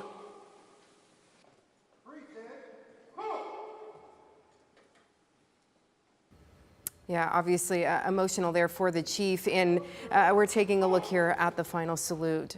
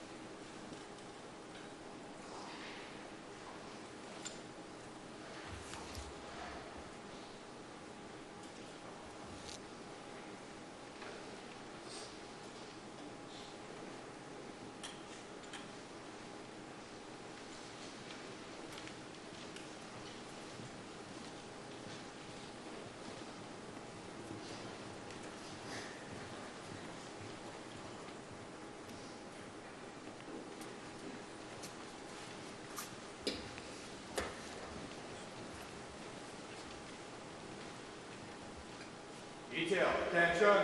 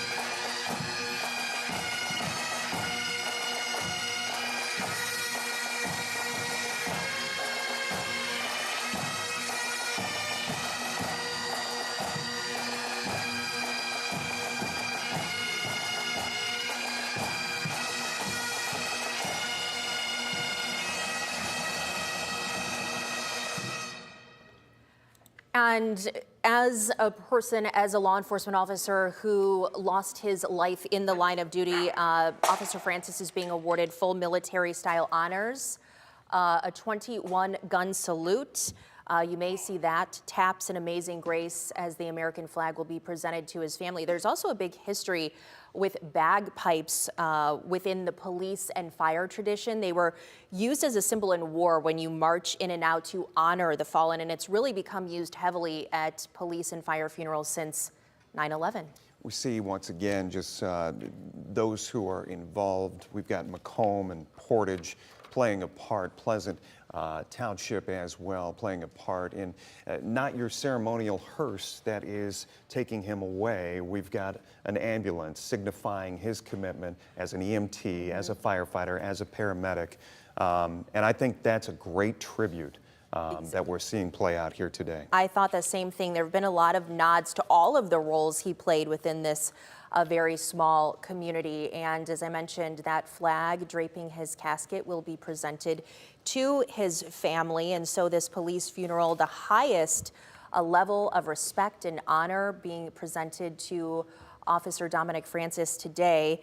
Now we are going to see the processional begin to start. We're about 15 minutes or so behind or more, but of course, no harm done when that gives the community extra time to get on out there and line the streets to pay those final respects. You know, and you've been seeing play out on the bottom of your screen there at home. Once again, thought it was important to share the condolences with you today, but struck by the high school students who have chimed in, who had something to say because of their experience in the Corey Rawson district. And just a couple of things that were shared with us this week.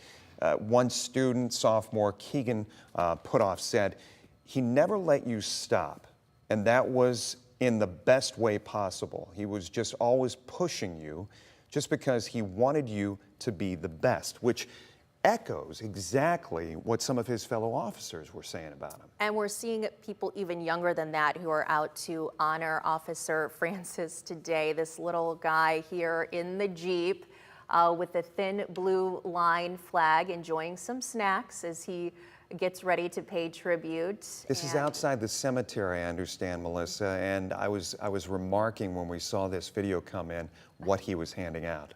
He was handing out, if you're a Jeeper or a Jeep enthusiast, you know about the ducks, and those are often handed out to each other.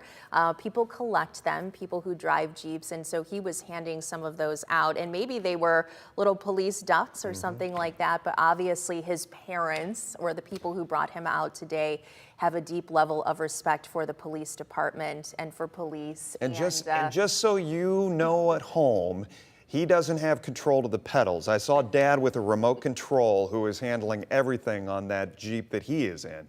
But just, you know, an understanding beyond his years right now. However, just a true, his parents are doing him right by making sure that they are showing their support here today.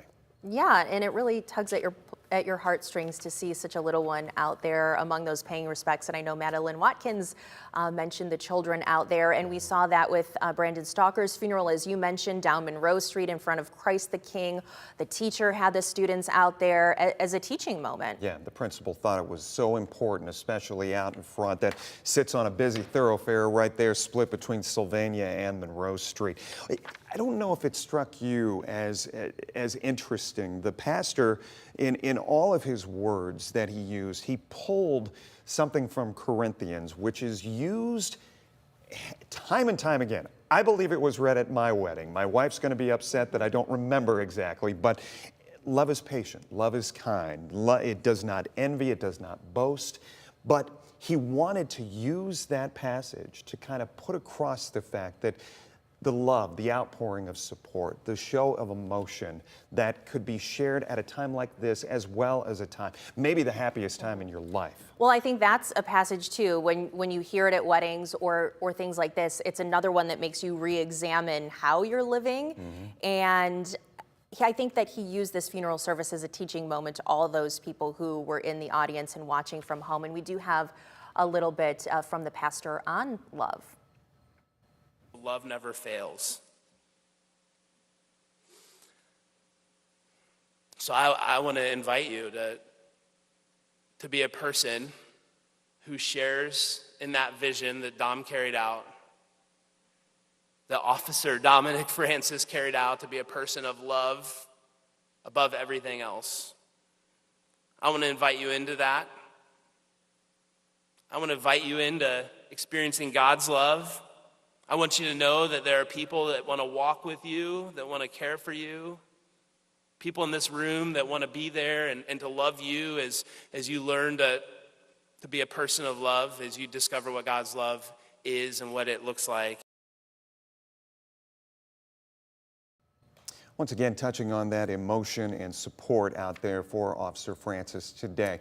I will say that also touched me as well, because a lot of us are closed off to that kind of a thing, to emotion and love. And I think he was just stressing how Dominic Francis lived his life with so much love and encouraging us, if we want a life well lived and these things said about us, then it starts with being open to those things.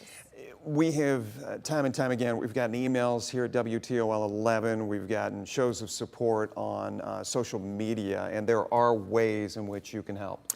Yeah, the Fort Finley Fraternal Order of Police Lodge is handling any donations for Officer Francis's family. They said it just makes it easier that they collect these donations. They can ensure that everything is on the up and up. There's no fraud or scamming going on, that your money, if you choose to donate to the family, will go to the family. So we've got a link right now on our website, WTOL.com, where you can send your donations to the family safely. Let's check in once again with Ariel Onstadt. She is there at the Summer Center. More on the procession just getting underway. Ariel? Jeff, yes, we're seeing cars beginning to make their way out of the Summer Center, so we moved down a little bit, and if you look there, just through the intersection, you can see different sheriff's vehicles starting to drive through as they begin to form that processional line. I just saw a car for Mercy Health's police force, as well as some other local ones from Toledo Police and others within our region. We're also beginning to see more of the departments begin to make their way out of the Summer Center within that processional line as they head through to Corey Rawson schools. Now, of course, just minutes ago, we saw Officer Dominic Francis's body put into the hearse, or excuse me, the ambulance rather. That is what is acting as the hearse today, because actually, if you remember, when he was killed, that was what his body was carried away in north on I-75, and it was that moment a week ago, if you can believe it. It feels so surreal that we are already over a week since his death, but it was at that time when his body was put in that ambulance and driven north that we realized a first responder had been killed in the line of duty, because we were working to confirm information, and we saw a very somber tradition play out with officers saluting that ambulance as it drove by, paying tribute to him, honoring him, a very somber and traditional action done to honor those killed in the line of duty. And today we see another somber tradition play out, something else working to honor Officer Francis here in the present. These lines of police cars are about 3 and 4 deep, and they're working their way through.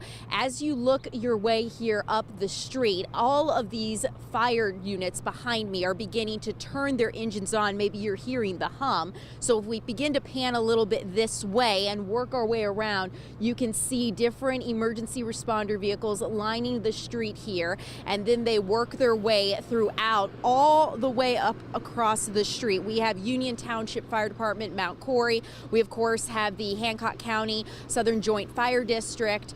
All of these people getting ready, these first responders getting into their vehicles. And if you actually look, you can even see a school bus, of course, paying tribute to Officer Francis's time, as a substitute teacher, coach, mentor, just this incredible man who one day, as it was said during the funeral, he could be a math teacher, and the next day he's substituting as a music teacher.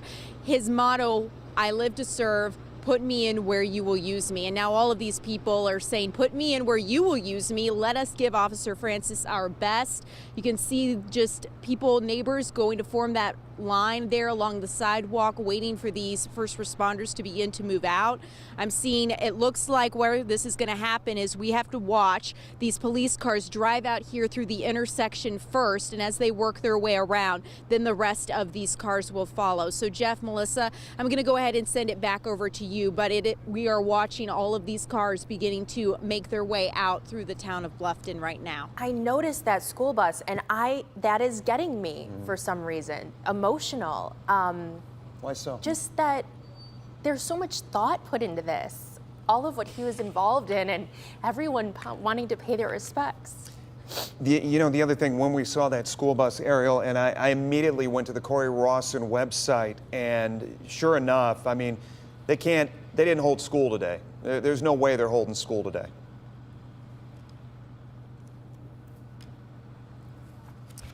I think Ariel is moving along the processional as it gets ready, but really, again, this small community thought of everything, every way to include parts of the community in which he was involved. I know Ariel's back with us, and then we're going to check in. Ariel, I was just saying, there was no possible way they were holding school today.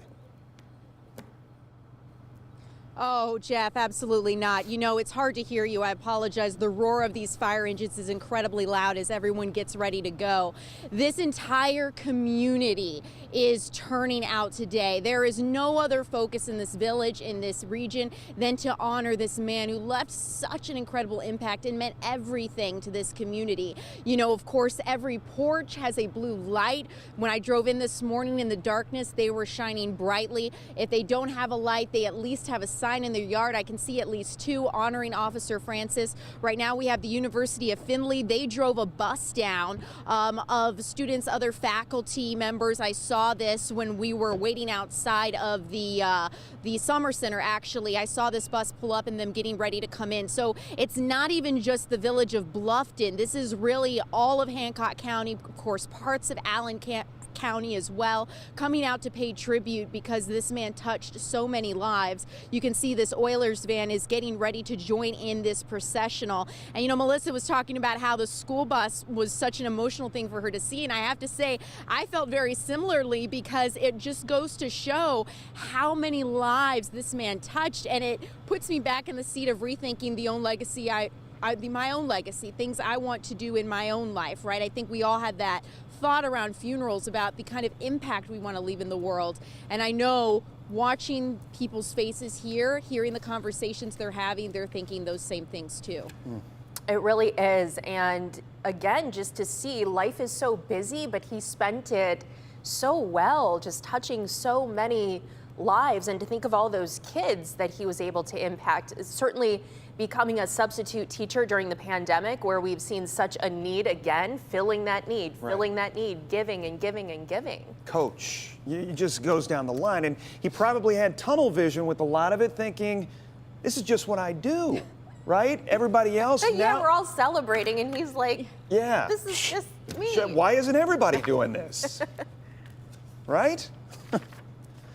Why isn't everybody living so large? You know, and walking out too, I saw kids of all ages within that auditorium, and I saw emotional students across every age group, because that is how many people you connected with. You know, it's not just the high school students, it's not just the middle schoolers, it was everyone. You know, that legacy of trying to touch every single person and leave that impact. Yeah, I mean, coaches and teachers, bus drivers, they all can be very special people, transformative people in our lives. But even if he said hi to someone in the hallway, bring him a smile, and that seems like the kind of guy that he was. Ariel, you're doing such a good job. We can't be out there. We appreciate you kind of setting the stage for us and creating what we are all feeling back here and what you're seeing play out in real time. Thank you. Our team coverage continues here this afternoon. Once again, we appreciate you spending some time with us here, not only live on air, we are also streaming this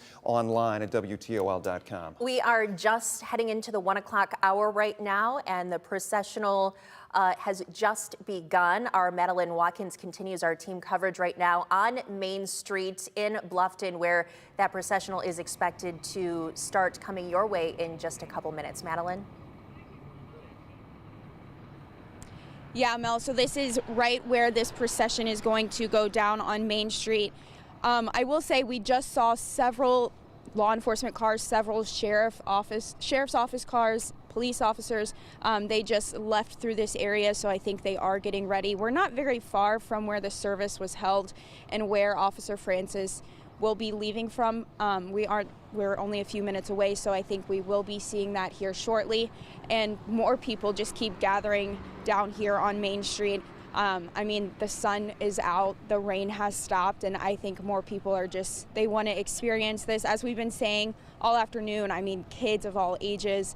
It's really touching just to see how parents want to make sure that their kids are witnessing this. And of course, it's just going to be, like you've been saying, it's going to be a very emotional day. So right now we're just waiting on that procession to start, and we know that it has begun. So of course I'll bring you guys back to it once it makes its way through right here.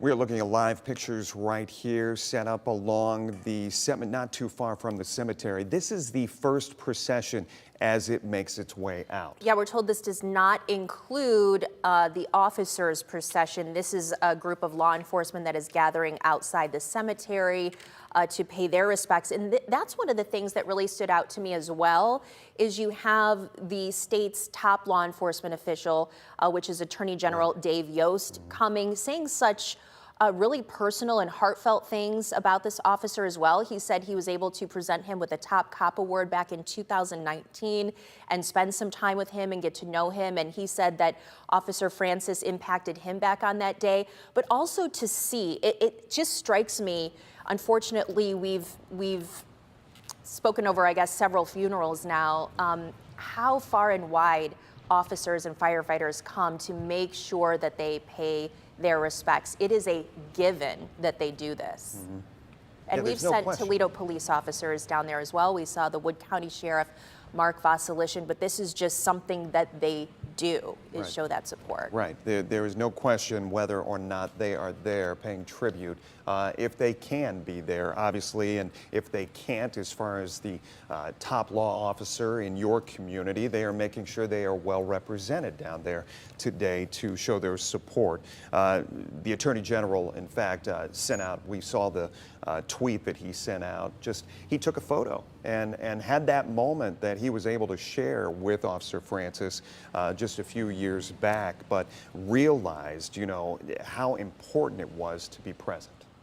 And we're seeing that right now, all of these law enforcement officers making their way to Officer Francis's final resting place. This is Clymer Cemetery, where the family will be holding a private burial. However, in the meantime, of course, many people, thousands of people, are lining this processional route along Main Street to pay their final respects to Officer Francis. We're going to see a lot of hands on hearts, the American flag, the police flag with the thin blue line, which he did lay down his life for us on that thin blue line, which represents courage and service to the police officer community. And we are taking live look right now at Bluffton University, where the official procession is not yet underway. And did you notice there was a significance in that Officer Francis was placed as his hearse into an ambulance, but as Ariel says, it wasn't just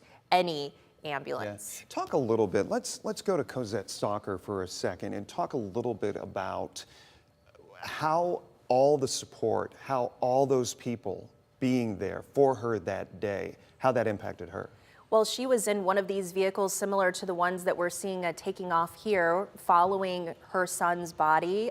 In this case, we see Officer Francis being taken away in that ambulance, which was the one that took him away from the scene when he was hit and killed just last week. But that is one thing, and I think that you can talk to Tony Dia as well, who lost his son, Anthony Dia, in the line of duty in the Toledo Police Department. It's the support that really gets the parents, the family, the spouses, the children through this. And as we've mentioned, time and time again, that support continues well beyond this day. Yeah. They are checking in, they are taking children to school, they are making sure that they're going to graduations and family events, these police officers, that this family constantly feels supported, and in many ways they're taking the place as much as they can of their fellow officer who was killed in the line of duty. You were talking about support, and it reminded me of the Dressel family as well, which, gosh, that seems like forever ago, and it really wasn't that long ago. 15 years? Yeah, but it's still one of those things. I can remember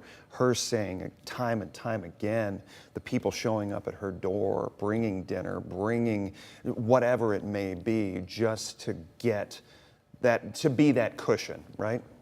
And we are seeing the procession begin to make its way right now to Clymer Cemetery. It's going to be taking a stop at the Corey Rawson School, where we see that school bus is from. We know that Officer Dominic Francis was so very involved in that school district, playing many roles. They're going to do a loop there and get back on County Road 313.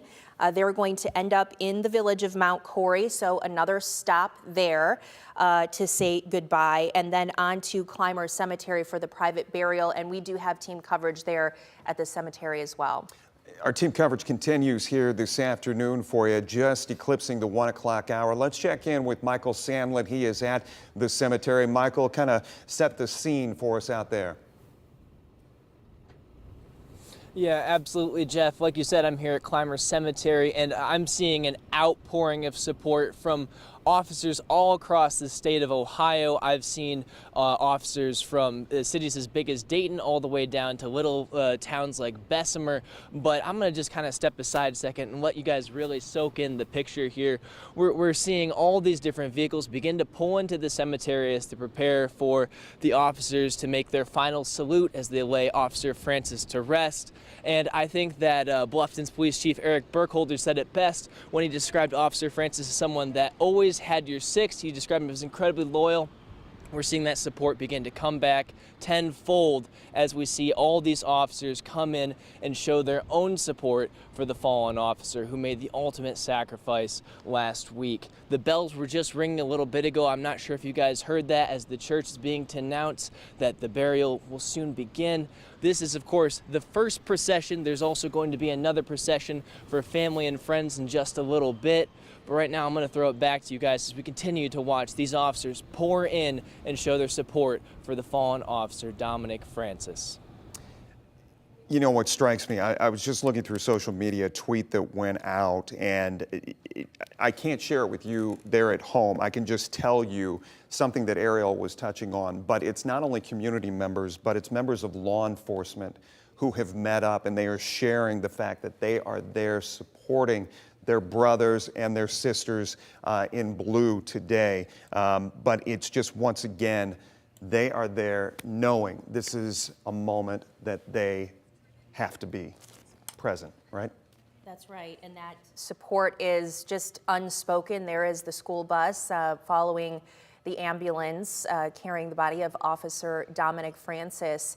And I want to talk about this private burial because that is what most families, I think, choose. They allow us to bring you the very public remembrance and allow us all to join in that thank you to their family member who is our officer, who has kept us safe.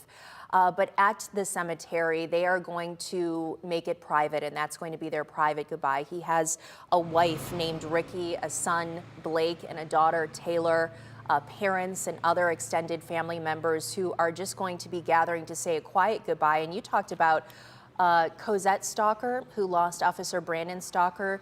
She goes out to Toledo Memorial Park every Sunday to visit with him and talk with him at his grave, no matter the weather. Sometimes people join her. Yeah. But this, for this family, is going to continue well beyond today.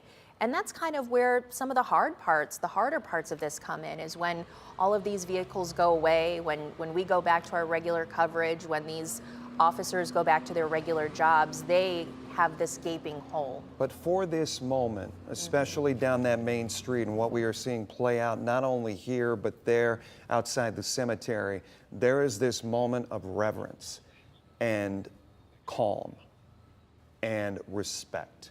And as you said, we've seen this play out too many times, but we are seeing it once again here today. And we're seeing the Findlay Police Department, the Hancock County Sheriff's Department. Officer Francis served with them before he came to the Bluffton Police Department, where he was there for 11 years. He was also recognized so much. I'm talking Mothers Against Drunk Drivers. That is as the top cop, the award that the Attorney General presented him with in 2019. The Ohio EMS Star of Life Award multiple times, a Bluffton Police Department Life Saving Award, the Chief's Leadership Award. So not only did he step up, but he stepped up in ways that always continued to have him honored. And we're looking live right now. You can't see it on your screen, but like Jeff said, we have monitors in the studio where we can kind of keep an eye on other things that are going on. And we saw some people just wiping their eyes right behind Madeleine Watkins there along Main Street. And we want to touch base with her right now as she is watching that unfold. Yeah, Mel, it's really emotional out here. I mean, everyone is just lined up along Main Street watching this. We did just watch all of the law enforcement. We watched the ambulance that Officer Francis is in. And now I think everyone else is following through this procession, but people are lining Main Street. I mean, you can see a gentleman, he took his hat off. He's holding his hat over his heart, just really taking all of this in. No one is really saying anything to each other. I think everyone is just really watching these vehicles go by and just kind of thinking about what Officer Francis meant to this community. I mean, everyone here is just really taking it all in. I did see several fire departments from the southwestern Hancock County Joint Fire Department where Officer Francis worked. They all went by and the trucks were just full of people and all the firefighters there that worked with him. So it's definitely, everyone is here just taking all of this in. I mean, that's really all that I have to say about it, because that's what is happening right here. It's just amazing witnessing all of this. And like you said, Mel, I mean, people are wiping tears from their face. Probably some people didn't even know him personally, but just being here in this environment and atmosphere, it's really something to see. I'll tell you what, though, you'd be hard-pressed, it sounds like, from all the stories that we have heard, to find somebody whose life he did not touch. But Madeleine, I'm also struck, obviously, as the camera kind of pans off and next to you and past you a little bit, and Corey Rawson schools canceling class today, no need to have those students in class, but at a time when all of these students could be doing so many other things, they're there today, showing their respect. Yeah, I think it really speaks leaps and bounds, because this is something that education can't teach. I mean, yes, of course, school is important, but this right here also is teaching them something. Like I've been saying all afternoon, there are several kids out here. I mean, there's a little boy on the corner and he was just waving an American flag. Obviously, he's really young. He doesn't really know what's happening, but when he gets older, his mom that's with him will be able to tell him about this. And it's been amazing to see all of the different ages of people coming together. I mean, the flag that is being waved from the two fire trucks just down the street on Main Street, those aren't even the same department fire trucks. I mean, the one on the left, that's from Allen Township, and then the one on the right is Bluffton Fire Department. So I think that even shows how everyone from the different communities are really coming together all across from the Buckeye State, just coming together to say one last goodbye to Officer Francis today. Yeah, and she speaks to something, actually. The Bluffton Police Department serves both Allen and Hancock counties, and he was serving in that role when he was killed, when that chase was happening in both of those areas. But it is poetic to see the two come together and place that American flag. I do agree. Let's see some more of that procession. If we can go back to Main Street, and of course we've got just outside the cemetery as they start to make their way in. But you think about the holding of hands and so many people. We've seen so many hugs, and I love that Madeleine pointed out the fact that those two ladder trucks are coming together there over Main Street. It's just symbolic. Yeah. That's what's happening right now all over the area. And I think people at home can feel that as well. And hopefully the family can feel that, because that's what it's all about too, is making sure that they feel comforted in this paying of respect.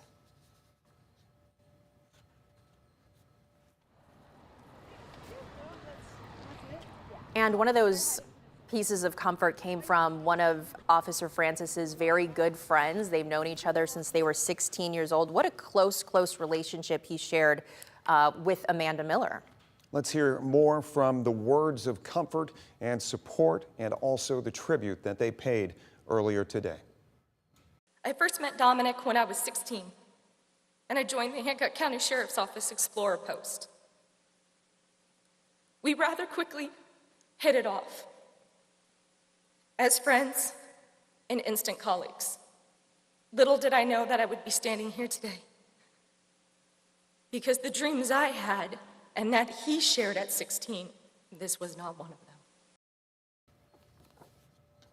And she said that, and we've heard this before at police funerals, as police officers, she said that this is not what they expected, but they knew it was possible going into this line of service. And we've heard that time and time Yeah. again. I mean, that you kind of wrap your mind around the fact that your partner, your wife, your husband, and each time they get up for the morning and go off to work, unfortunately, that could be the last time you see them, right?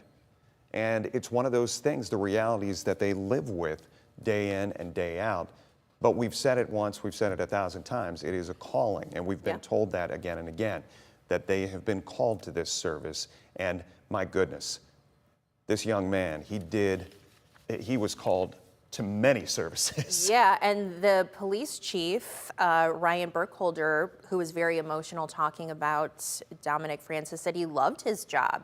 He was very inspiring, and he encouraged others to work even harder. He always wanted the best equipment for the Bluffton Police Department, so he would kind of get after the chief to make that happen, and just always wanting to do his very best. Amanda Fay was joining us probably 20 minutes ago, and as she was speaking about some of the condolences that we were sharing, people were sharing with us here at WTOL 11, we broke for a second to watch that final pay of respect.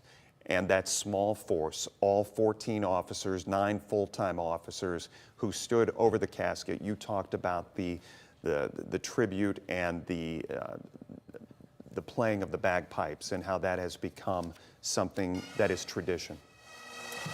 Yeah, you're looking at that right now.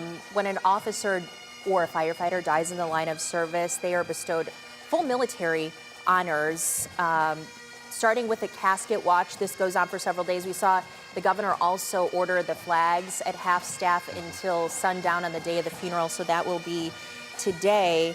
But the bagpipes is a really long tradition that goes back to war times, long ago, when you would march out to honor the fallen. It was really heavily used after 9/11 by police and fire departments. It's become a huge tradition, as well as the 21-gun salute, Amazing Grace, and of course the flag, which will be presented to the family of Officer Francis. Back out live outside the cemetery right now, we're going to give you a moment to just watch and see what is playing out there in this small community. Bluffton, once again, only 4,000 residents in this small town, all of them impacted by what happened just a week ago.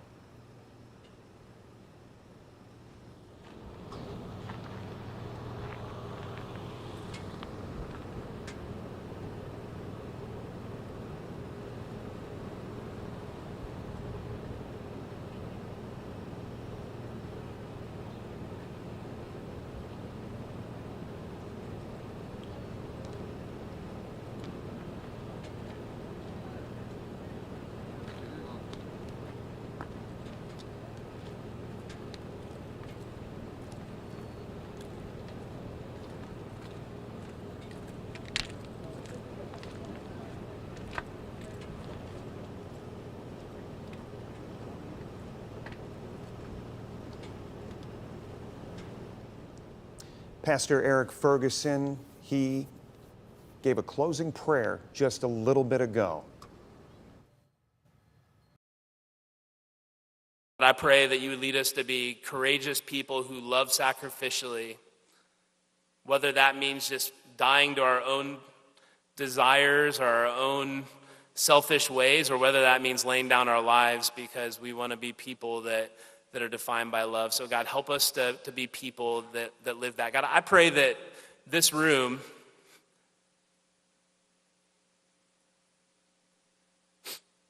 that has more potential for impact than almost any room that I've ever been able to have a conversation with. God, I pray that this room would be unleashed to be people of love. And we want to make sure that we send out our prayers, our support, our love for this department, this community, as they deal with this today. Yeah, and we thank you for letting us bring you this coverage. We are honored to learn more about Officer Francis ourselves and to bring you this coverage. Our coverage will continue tonight at 5 and 6. We'll have a full wrap-up of today's funeral as we now see the private part of this begin for the family. And you can go to WTOL.com throughout the day, read more about this officer, his life, the impact he had on this community, as well as the condolences that have been shared with us throughout the last 7 days. For Jeff Smith, I'm Melissa Andrews, and for everyone here at WTOL.com, thank you so much for joining us. Thank you to Officer Dominic Francis, to his family, his friends, and his community. We'll see you tonight at 5. He carried the weight of the badge to the fullest extent. He loved his job.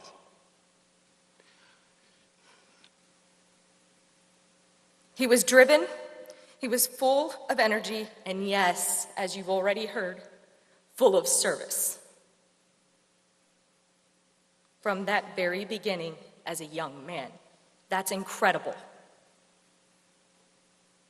It was as natural to Dominic as breathing.